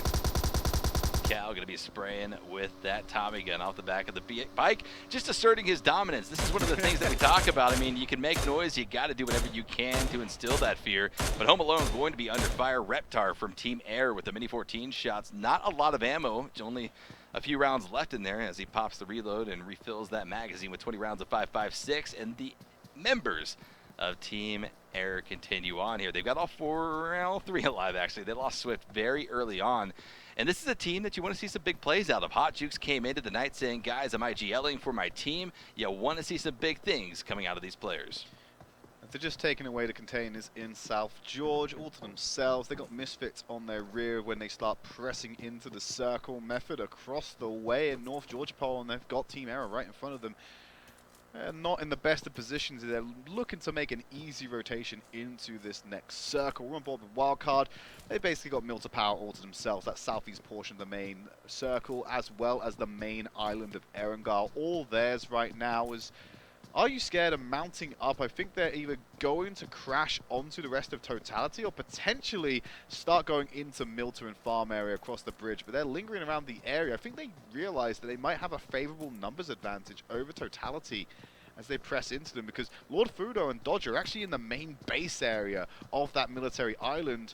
But just off to the east, there's too many members of AreYouScared potentially looking for an engagement against a solo player. On your screen, though, Wildcard, your top team, at least one of the top contenders for this lobby. I mean, Wildcard is going for that three-peat. They're trying to get 3 out of the 4 victories here in the final game of the group stages, at least for groups A and D. One more day to be played out tomorrow, so make sure to come back with us. And if you missed any of the action, pop over to clubopen.pubgmobile.com. Find the rules of the tournament, the standings, as well as some VODs and replays of some of the critical moments that have happened so far over the last 2 weeks. But down here in Novo, Totality is going to be at least feeling a little bit of pressure coming off of that western flank. His saving grace may be the nautical invention that pioneered so many years of development around the world. He's going to be able to jump into that boat and get away. AreYouScared had him in their jaws, and they just let him go. Triggs is going to sail off into the sunset and hopefully get away scot-free from what should have been a lethal situation. Blue Zone moving in about a third of the way through its transition towards phase number 1 as AreYouScared continue to try to get a handle on their surroundings. Triggs going to be hurt in the boat. No lines of sight for Shiyu right now, but he's going to be trying to get above this hill, trying to get that elevated high ground to get those lines of sight, but not able to do so. And that's going to be a disengage. All things considered, not terrible for AreYouScared, letting Totality get away like that. Popping over to Shoguns, though, also making that transition, trying to center up. They're a little bit northwest of Shelter right now in this position, a lot of wide open area surrounding this compound they're taking up in. And in this compound in particular, will a lot of rotation paths happen to cross through this wide open area that's so notoriously known for massive, massive kills. AreYouScared just going to clean up the rest of the loot here, but it's G6 Alashi taking some pop shots at Polar Ace Esports Pro DJ in the carnage. Looks like they're going to get away. Just a little bit wounded, but nothing's going to deal with them two-handedly as they're moving closer to Mansion in that central circle position. Lushy continuing to try to get these lines of sight, just picking up some information as we pop over to the members of Misfits. Pyra, to be exact, he's got the US and he's going to be driving through the blue. This is a shift off of what we've seen the members of Misfits do in the past. I think this might be one of the first times, if ever, that we've seen them in the blue zone. So again, they don't need to play this game any certain way. They can make these shifts, they can make these deviations off of their tried and true strategy because, hey, they are sitting pretty at the top of the leaderboards. And you can run into trees, Pyra. No one's watching you right now. Don't even worry about it. No. Clip it, chat. We saw it. Everyone saw it. Misfits, even the best can make mistakes, Trid. They're working their way, and the rest of the Misfits just got out of that blue zone. They're a little bit ahead of Pyro, about to go into the circle. Also, potentially running into Unnamed if they're not too careful, because they've got that position just southwest of school locked down on the path of ingress. So they may run into a bit of fire if they're not too careful, but we're on board with Ace JBP. Central position in the circle. Sin lining up potentially to take the shots, but he gives up. He knows they're too far away. They're too mobile. He won't land that from there. Conserve the ammunition, conserve the information, and keep working your way more central. Next phase has popped. Will be taking us over further east. A little bit favored off towards the northern side of our previous circle centrality. But it's going to be Unnamed, trying to reunite with their teammates. All four stacked alive here on the southwestern side off of phase number 1 before this. But they have to move a wide open area to cross a lot of ground to cover, and with no vehicles in sight, well, it's going to be a little bit difficult for them. I think they've actually found a vehicle on the northern side of Pachinki, and this could be very beneficial in terms of them making it over to the east safely, as many teams are doing exactly the same. You see the great migration, not just from the west rather, but all the way down to the south. Totality has moved off of Novo. They're holding onto the bridge, and this could serve problematic for AreYouScared, who is also making that exact same rotation in the blue up to the north. G6 pressing further into a more northern position. They were holding fairly central, but they're going to move. They actually got Dex in their sightlines right now, going across the way in the buggy. He's got someone, he's got a passenger in the vehicle, could take some shots so they just clear this terrain and catch up with him. They're in hot pursuit right now. They don't want to let Dex get away. Spraying it down perfectly, trying to get some shots onto him. Dex takes a detour off the path that G6 want to take, and they will get the more direct line. The more direct line is certainly going to be beneficial for them, but here it is. Shiyu going to be crossing the bridge. Totality lies in wait. The trap has been set, and it has been sprung. They have caught a member of AreYouScared out, and that's going to be a nice flush and kill secured going over to the way of Totality. But there are other members of this squad to have to deal with, and well, they're not going to be shying away from battle anytime soon. Cal and his teammate have all pulled up. 3 members of AreYouScared are on the bridge. They're taking blue zone damage. That's significant to point out here, because Totality isn't pulling off of this. Totality needs these kills. They can't shy away from battle. Placement is not going to be enough to make them feel at least an inkling of safe tomorrow. Just going to hold this position. Richie keeping his eyes on what's going on with the rest of AreYouScared. They are all tanking blue now, so there's a potential med and resource element to this. Cal and TJ Tattoo just playing this very slowly.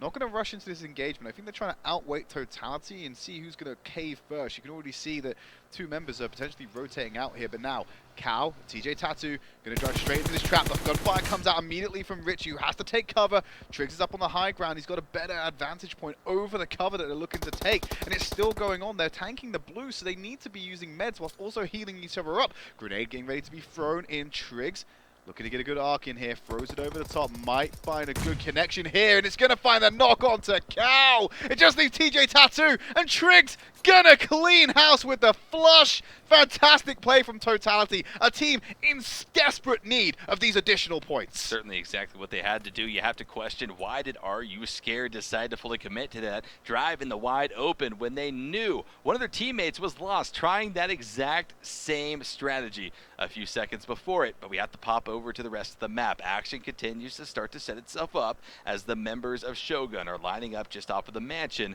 where the members of Ace Esports have now taken shelter. As phase 2, it's about to pop into phase 3. A rotation might have to come out of this area, and well, it could spell disaster for one of these 2 teams that has to disengage should the circle not favor them. And it does pop. It will be going all the way down to the south. You can see VN1 riding the northern side of phase number 3. Yeah, this G60 who took that northern rotation, they went so far to the northeast that it's not paid off for them. In fact, they've given away a position they were holding down successfully. They're going to rotate back in as IGN just dropped straight down on top of an opposing team, dealing quite handily with Team Error, who will go out, assuming that the rest of IGN can be rezzed by their teammate. They're going to get back in this game and stay alive. About 80% of the lobby is currently favoring towards the northern side of phase number 3, which means it's going to be jam-packed. It's going to be a gauntlet should any team try to bomb through this essentially wall of resistance that has popped up around the mansion and woods area. You can already hear the action popping off. It is starting to line itself up as Latinos Undios is going to be at least riding along the eastern coast. They're not really in any type of fear of engagement, right? But they're also not inside of the zone. They've got to push in off of this northeastern sector, and there are already teams that are going to be lying in wait. I love what VM1's done here. They made a beeline straight for the prison. We saw how pivotal that location's been in previous Group A matchups, or Group B and C matchups, because remember what Spec did on Tempo Storm when he was able to get in that prison area. A lot of teams may be able to pull off a similar performance, assuming they get there early and lock it down, and the circle continues to move towards that area. Yeah, I mean, let's be real. Locking yourself into prison right now would spell disaster for your team. It might be easy to get into prison, but it is hard as hell to get out of it, and the circle is not favoring it enough for any of these teams to fully commit. As you continue to watch, though, Shogun is lining up. They're trying to get some type of advantage onto the members of Polar Ace Esports. Killfeed lighting up. Other teams going to be in a little bit of desperate times trying to evade. It looks like Home Alone and Ignite Gold and a bit of a tussle, but Dex is not going to be pulling off of this. The members of Shogun, at least the members, 3 members in this area, want the kills. They want the positioning as well, but will we see the battle erupt? They don't have to move just yet. They're favored towards the north, and no other teams have encroached on their territory. That's so unfortunate for Home Alone. They've gone out so early, I believe, in 13th place. This is one of the teams that was so desperate, but his Tricks lighting it up onto Key. He's got a good sightline on him, just can't find all the shots. Now Key can take cover, and the return fire immediately comes out for BN1 and makes Triggs back away from that high ground position. Richie's going to take his place. They've got VN1 absolutely surrounded on this cliff face. A good position for Totality to be in, given the fact that they need even more kills. 4 is not going to do it, and Will shooting down into prison from those cliffs is like shooting fish in a barrel if you can actually find them and not give up those lines of sight down to your competitors below. But they are going to be rolling around here, trying to get different angles on the eastern cliffs of prison, maybe unexpected from the members of BN1. Rand, though, continuing to try to look along the hills, trying to get some information for his teammates, as Kui does exactly the same thing. He's trying to utilize this third-person perspective to try to spot out the members of Totality on the cliffside, but no signs just yet as to where they're rotating. Happy keeping an eye on Latinos Undios. They're looking to press in from the circle. Playzone will claim Clonus, or at least knock him down, and the res is going to be so difficult to pull off here because the damage, you can already see how much it's doing to both of these members. Mateus going to pop the smoke, apply some bandages to potentially go for the res, but Clonus is dying too soon. Unless he gets there fast enough, as he already takes more damage. He might be able to get the res off, but I think the Blue Zone will just claim his life anyway. NorthAmerica F6, they've done enough to knock Latinos Unidos out of this game. Huge misplay from Latinos Unidos. Sometimes you just have to wash your hands of a fallen comrade and continue inside of the circle. Mateos will be looting, though, rather dropping some loot, it seems, exchanging a little bit before he makes his way inside of the safe zone. Chacho going to be going down as well. It's 1 member left alive for Latinos Unidos, and Matias has to get those meds rolling. You can see just how much damage the Blue Zone is starting to tick away from, and although it's not going to kill him, it's depleting his resources significantly as he tries to now be a solo player for a team that I'm not going to necessarily say expected a lot of greatness from today, but needed a lot of greatness. Absolutely, and that was, unfortunately, Chacho getting that flush onto him, so it does confirm that they will be running with Mateus, the solo player, for the rest of it. Looking in terms of squads that are still at full strength, Ace, Polar Ace Esports, Misfits, I believe Method is still sitting at full strength for right now. That could change very quickly as the circle will continue to shrink. That prison location will be fine for VM1 for now, but they're going to have to rotate out quite quickly if they want to keep up with where the circle is actually moving to. A lot of teams playing edge here. A bit of a shift off of our 3 previous games before this, where we saw so much importance by these teams placed on those centralized locations, especially Misfits, who are now seeing holding on to the western position. But here in the mansion area, the shots continue to ring back and forth over here to prison, though Totality is taking casualties. Another squad has rolled in, and this is what we feared. With so many shots going off, so much action drawing teams to this area, other teams that have to pick up kills or that want to try to climb those leaderboards as far as possible. Totality absolutely being ran through. I believe they are completely wiped out. Totality out in 12th position. Not what they needed, does put them in the danger zone. It's going to be a very anxious Sunday for this team if they watch fate be taken out of their hands. VN1, this Leather Prison Pride, going to go and go for the kill confirmed onto Barber, and he'll find just that as Method taking this engagement with NorthAmerica F6. Ever Fury, looking to chase down Handsome, who's up on this high ground behind the tree. But he's also got to worry about F2, who's at his back and dealing a lot of pressure to the remaining members of his team. Steamy is currently knocked and needs some help. Going to throw out that smoke to try and clear him out. That smoke landing perfectly on top of Stevie will provide that cover he needs to keep him alive and potentially get a res out here. comes Matias as well. Latinos Undios is solo player off to the northwest of this current position. But F2, he's prepped and ready. He has been able to recover at least a 75 HP as he continues to look on. But off the side of the building, rather, it's going to be Clay. He spots out F2, but it's not quick enough. F2 sprays him down with the AKM and is quickly traded out thereafter by another member of Method, who is coming in for the flush, able to secure it, and that's another kill going the way of Pride from Method. What is going on? Hansen was able to deal with Steamy, get that flush confirmed, so they pick up some extra kills, but ultimately Pride going to be able to take him out afterwards and get Everfury back in the game. Method lost 2 members off the back of that engagement that they just weren't able to clean up. They could lose more though. Shots are being fired against Pride. He has to take cover and leave Everfury there for now, make him come to him, crawl over the ground to get into safety and get him back in the game.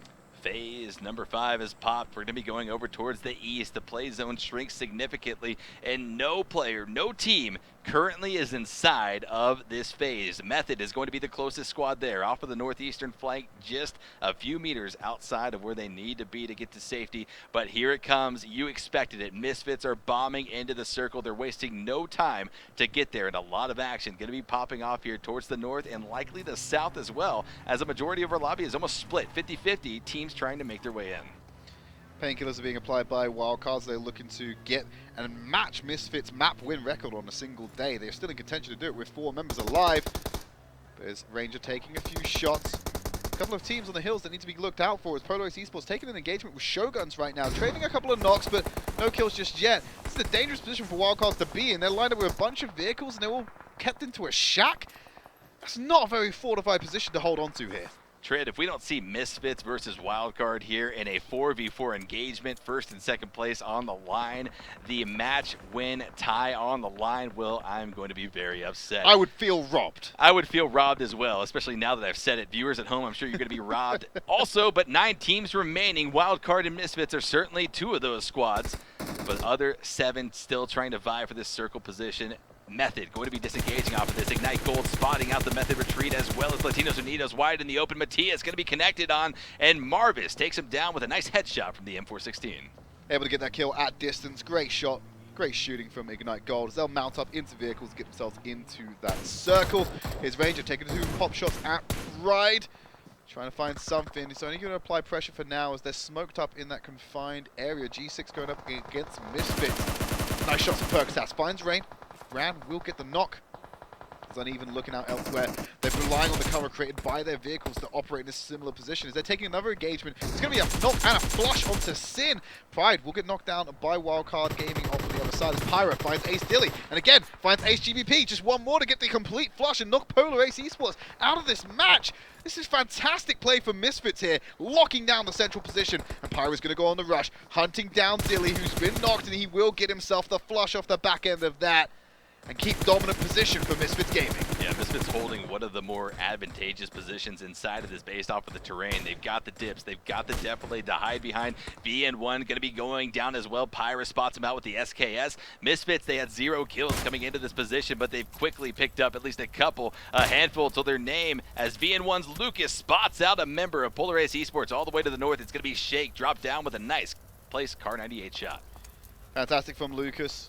He's survived by 2 members. They've only lost 1 so far, so they're still in this one. Zeus got his hands on a rifle as well, looking to get some long-range shots. The circle actually coming back towards Wildcard Gaming. So Misfits, they took a gamble on this position. It's not going to pay off. It paid them some kills, but look how early they want to rotate into this one. They're already mounting up to try and get a better position, but they're going to have to go past Method, G6, potentially AreYouScared and VN1. So now AreYouScared, just VN1 on this one to get into circle. Try and get advantageous, but Ran's already going against them. You know how this goes. You've already been knocked by Percocet. You want to do it again, Ran? What's wrong with you, man? You're about to see Misfits pop off. They know that they've got to do something to whittle down the teams on the opposite sides of their flanks as they try to vie for a more centralized position inside of the circle, entering off of the northwest. Going to be under fire right now. Percocet's UAS is taking a significant amount of damage, but he's able to crash it into the rock. His teammates crash in right behind. They've got the mobile to cover to work off of, and it's a good thing, too, because they are wide in the open on the northern side of phase number 6. Ace are going to be throwing out grenades in every which direction, trying to push back any team that will be approaching, and that's going to be G6, the target of that grenade, and Acer's popping off. Marvin's going to be going down. Ignite Gold under extreme pressure off to the northeast under the hands of Misfits. Yeah, some of them are still in the blue there. They're not going to be able to get back in. Acer will go for the resurrection, try and bring him back in. VM1 losing a couple of members. It's Unnamed taking out that squad and removing them from the field. In fact, just Miski, I believe, is the only remaining member for Unnamed right now, dealing that damage. Cobra firing up onto the hill from Wildcard Gaming, trying to deal with Method, who have a high ground advantage, but they have to aggress onto them, and it's unfortunate positioning because they're just going to play around mobile cover. 5 teams remaining. 3 of those 5 teams have all 4 players alive. Method has 2 players alive, and then Unnamed has a solo Trid. The matchup, the 4v4 engagement that I teased in the middle of this match might be lining up. At least we're getting closer and closer to possibly seeing that happen as Wildcard continues to hold on to a dominant position on the eastern side of phase number 6, continuing to look on. No one really spotting each other yet. A lot of defilade to be had by every single team to get the cover, but Method's going to be under fire. They lost 1 member already. Acer continuing to frag out with the mini 14 shots ringing true for Method. Method are the furthest team away from Misfits, and Misfits are the ones finding the kills. They already open up onto Zeus. I don't think you want to take this engagement just yet, my friend. Misfits know how to frag, they know how to control the circle, and you may want to try and take care of them early, but you've got other teams who may third party this engagement. It's going to require all of your attention to Zeus lining up the shot. Won't pull the trigger on that one. Goes for a shot onto Pyro. Won't find it. Has to drop down into prone as more smoke comes out to provide cover and cut off these sightlines. Uneven returning fire to relieve some pressure on this team and keep them at bay. Stop them aggressing onto Misfits' position. Phase number 7 is about to pop. The play zone is certainly about to change, but Misfits are under fire. Wildcard is applying the pressure, and they're going to be finding a knock. Uneven going to be going down, but also traded back on top of them is going to be Ranger for Wildcard. Drop down a 3v3 as Acer tries to spray through the grass, tries to at least catch a lucky head of one of the members of Wildcard off to the northwest, but not able to do so. Pulling back behind this defilade to try to reset this engagement and possibly look for anyone trying to flank their position. Certainly G6 is lining themselves up to do just that on the western side of this phase. Wildcard are trying to create a wall of smoke, a wall that blocks the vision between them and Misfits. They can deal with other enemies and come back to them later and get themselves into the circle. G6 now gaining the attention of Misfits Gaming as the fire starts to come their way. You can see Pyro trying to take the shots here. Zeus still trying to line up, spraying through the smoke with that rifle, unable to find the connection. As Pyro taking too much fire now from G6, has to take cover on a sliver of HP. Will come back in. Now he opens it up onto Illusions and finds it across the map. Gets the knock. And Acer finds a knock with a grenade onto G60. Misfits are dueling with 2 teams at the same time and keeping themselves in this game. And they are taking casualties left and right from their opponents, dropping players down, taking their damage, their HP away very effectively as Percocet continues to spray. Misfits are very aware of their surroundings, showing how strong they are as a squad. But Pyro going to be knocked down. Ranger with the M416 finds the connection, but it's going to be G6 that ends up finding Ranger thereafter. This is a triangle of fights between what was coming into this full 4-man squads. Wildcard has since lost one. It's a 3v4v4. Misfits with 4, G6 with 4. But as you can see, G6 is taking casualties. Misfits are taking casualties. Wildcard has to do something here to take control of the final moments of game number 12, at least for these 2 groups, Group A and D. G6 tipped the scales in favor, managed to get a kill here. Cobra's going to light up onto Misfits Gaming, and previous engagements between these 2, they've traded a knock each on this one, unable to get the flush, but it's G6 who finds that final bullet to get the first victim of this freeway engagement. It's Wildcards on the back end of this one, trying to stay in it. Ranger's far away from Zeus right now. Grenades are being traded, and it finds a knock onto Acer from Yayo, and that's going to put Misfits on the back foot as Wildcard Gaming going to use this relief to press forward a little bit further, tee up some grenades of their own, throw the arc, yeet it across the map. Just falls short of finding Percocets, but it's roughly on target as the circle going to force these snakes into the center of the pit. Wildcard's grenades are not landing, but certainly the shots from Ranger are. He's able to find 2 knocks. G6 being whittled away. Misfits going to be capitalizing on this as well. They so desperately want to eliminate that western flank that has proved to be a thorn in their sides. 2 members of G6 going to be hiding behind the crate, but a huge nade actually going to be coming in. That's Misfits. Team damage going to be knocking down one of his teammates rather. Wildcard could swarm on this, and Zeus is going to be doing just that. He's taking damage, though. He's going to be dropped down immediately after he trades out one of the members of G6. It's none other than Percocet of Misfits, but Cobra comes in. Pyro going to be flushed out of the game, and it is spelling disaster for both of these teams on the northern side of things. They've now leveled the playing field to a 3v3v3. Wildcard have this high ground advantage. They're just raining down bullets onto a Lushy. We'll get the knock behind that crate as the Cobra commander looking to rain down fire from above. finding angle, firing at the after image of Misfits. They're not there anymore. Go over a little bit further to the left, and they're rotating around. Perks has exposed himself just to the sightlines from Cobra. He finds 2 knocks on that one, putting Misfits on their last life, and his name is Acer. If he can just stay up here, keeping the game. Alushi has been knocked. There's the spray down from Ranger. Cobra will get the flush onto Uneven, and Acer's going to be knocked down, removing Misfits from the game. This is wildcards to take. They just need to deal with G6.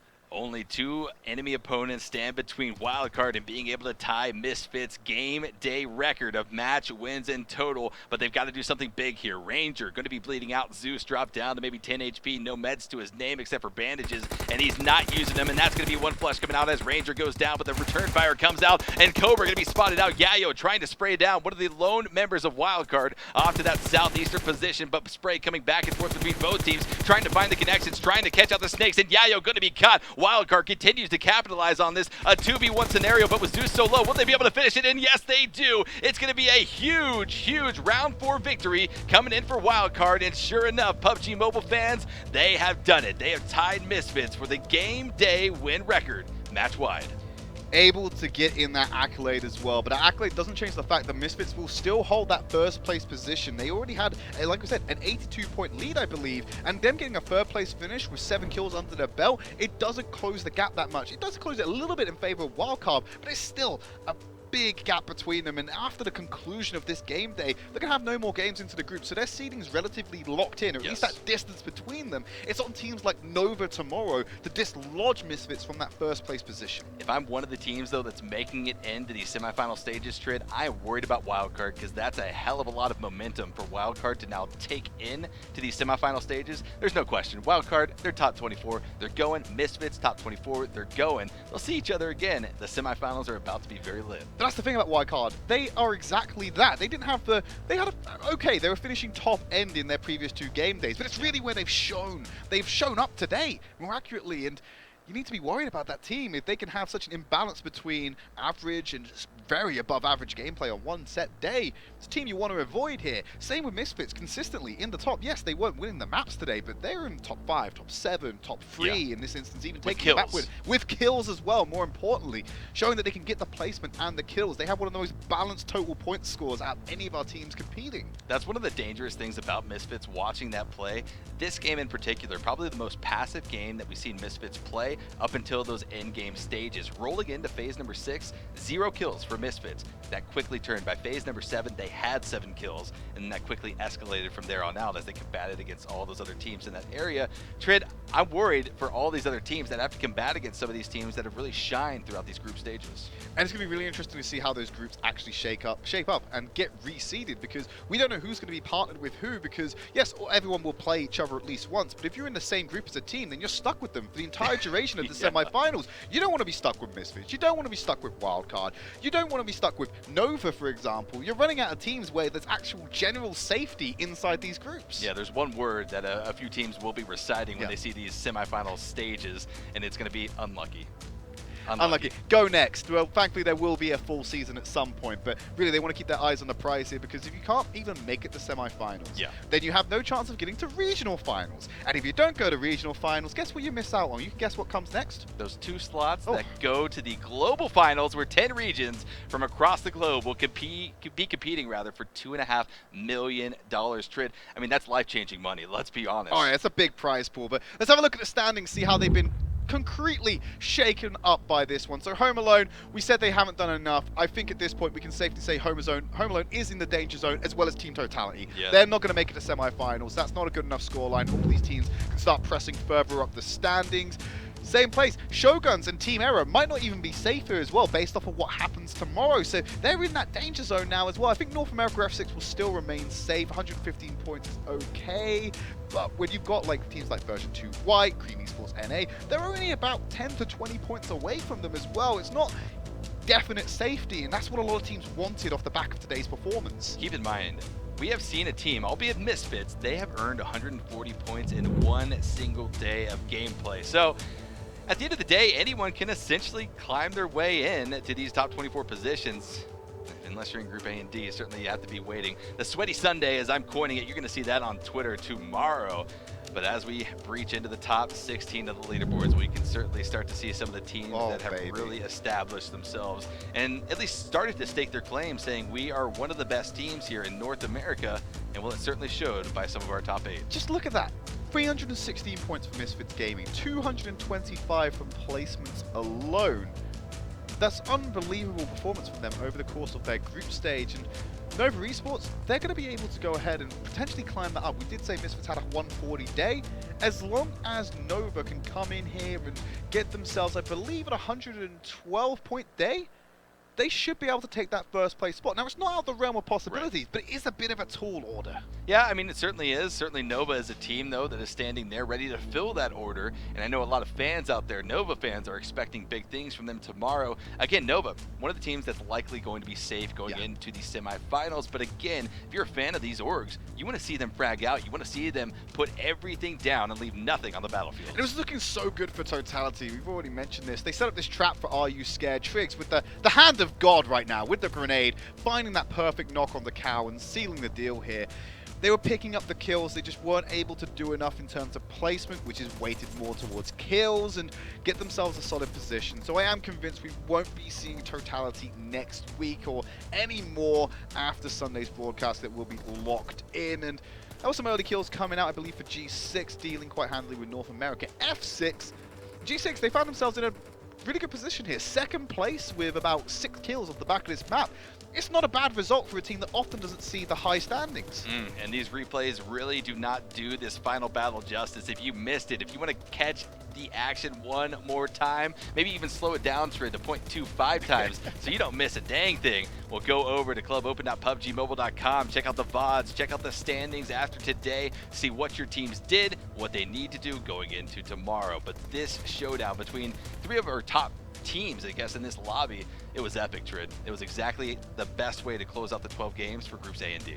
Let's have a look at how that performance went today as we recap who won it. And like you said, it was the triple for Wildcard Gaming. They managed to get 3 map wins, matching Misfits' record, but Misfits still showing up on the board today. They took away Vikendi themselves after some of the most heads-up 360 play we've seen from a team, dominating Central, taking multiple engagements at the same time, and just exerting so much pressure onto the ever-shrinking circle on Vikendi. That was one of the highlights of the group stage so far, to watch that team put out that performance on the Tundra map. Yeah, it certainly was. A mastery of all PUBG maps is what you need to be able to definitively say that you are one of the top teams here in North America, and that's what a lot of these teams have been bringing to the table. But let's take a look at the entirety of the weekend. Day 2 is now in the books. We've got one more day for week number 2 of the group stages. Day number 3, we're starting off with Sanhok, Vikendi, Erangel, but this time it's going to be groups B and C playing their final 4 games of the groups. Spacestation Gaming, Nova Esports, they picked up map wins on day 1. They're both in Group B, and they're going to look to have a great performance tomorrow as they close out their group stage.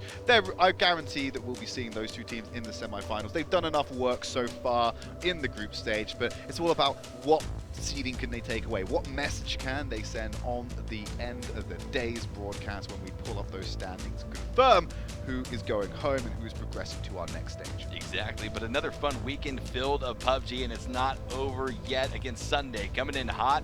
In about 20 hours, Trid, we're going to be right back here displaying all of this mobile action that you can handle. Different groups, though. Again, B and C. We're going to see the likes of Tempo Storm coming back, competing tomorrow. Those final 4 games are going to be so impactful, especially now that the bar has been set. Teams from groups B and C know exactly what they need to do to rank up through those top 24. But Trid, we had a lot of action today. Let's go ahead and maybe check out some of that action here in a few moments, see how the replays went. Yeah, just recapping the entire day, and this is that push here. It's Unnamed taking the fight against Latinos Undios and just rushing into them off of the blue zone. This is in our first Sanhok map where we expected a lot of aggression to come in, and this is Misfits. This is early on where they crash into a building, and I just want to point this out again. Look at this. Pyra under so much pressure, and immediately Misfits just turn around and go 1-8. Goes, hey, stop that. Stop that right now. Stop shooting our friend. We'll deal with you. And they just return fire straight away onto them, and that's the heads-up play. A similar engagement happens here. Ace Esports able to do the exact same thing, make the 180 onto G60 and punish them for a mistimed engagement.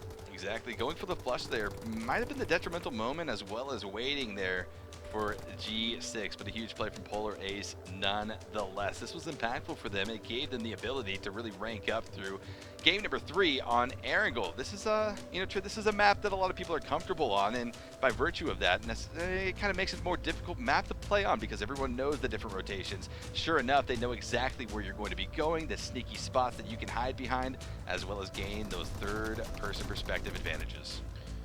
And this is VN1 going down quite late. Wildcard's second map win of the day as they just rush down a solo member. Ace Esports Dilly, there's nothing he can do against this in a 4v1. Just gets sprayed down from all angles and gets himself that tasty map win. The second out of 3. And it's back onto the highlights we saw from that map number 4. So that's the end of play for groups A and D in our group stage. It's now all about B and C tomorrow. What are your expectations going into that, Phil? Well, expectations, again, like I said, the bar is set. I'm expecting some of these teams at the bottom of the leaderboard to come out swinging if they need to. Some of them, though, they're going to be able to play passively, go for those placements. Consistency in maybe the top 8 positions might be enough for some of our teams in those bottom 24 through 32nd positions. Might be enough to propel them because, again, there are some teams from these groups today that are pretty low. Okay, well, that's all from me and Phil for today. We are going to shoot off for now, but like we said, we'll be back in about 20 hours' time. 8 PM PST to be more specific, so I hope you join us to conclude our group stage and find out who we're sending off home and who is going to progress to our semi-finals. You better be there, and I'll be watching.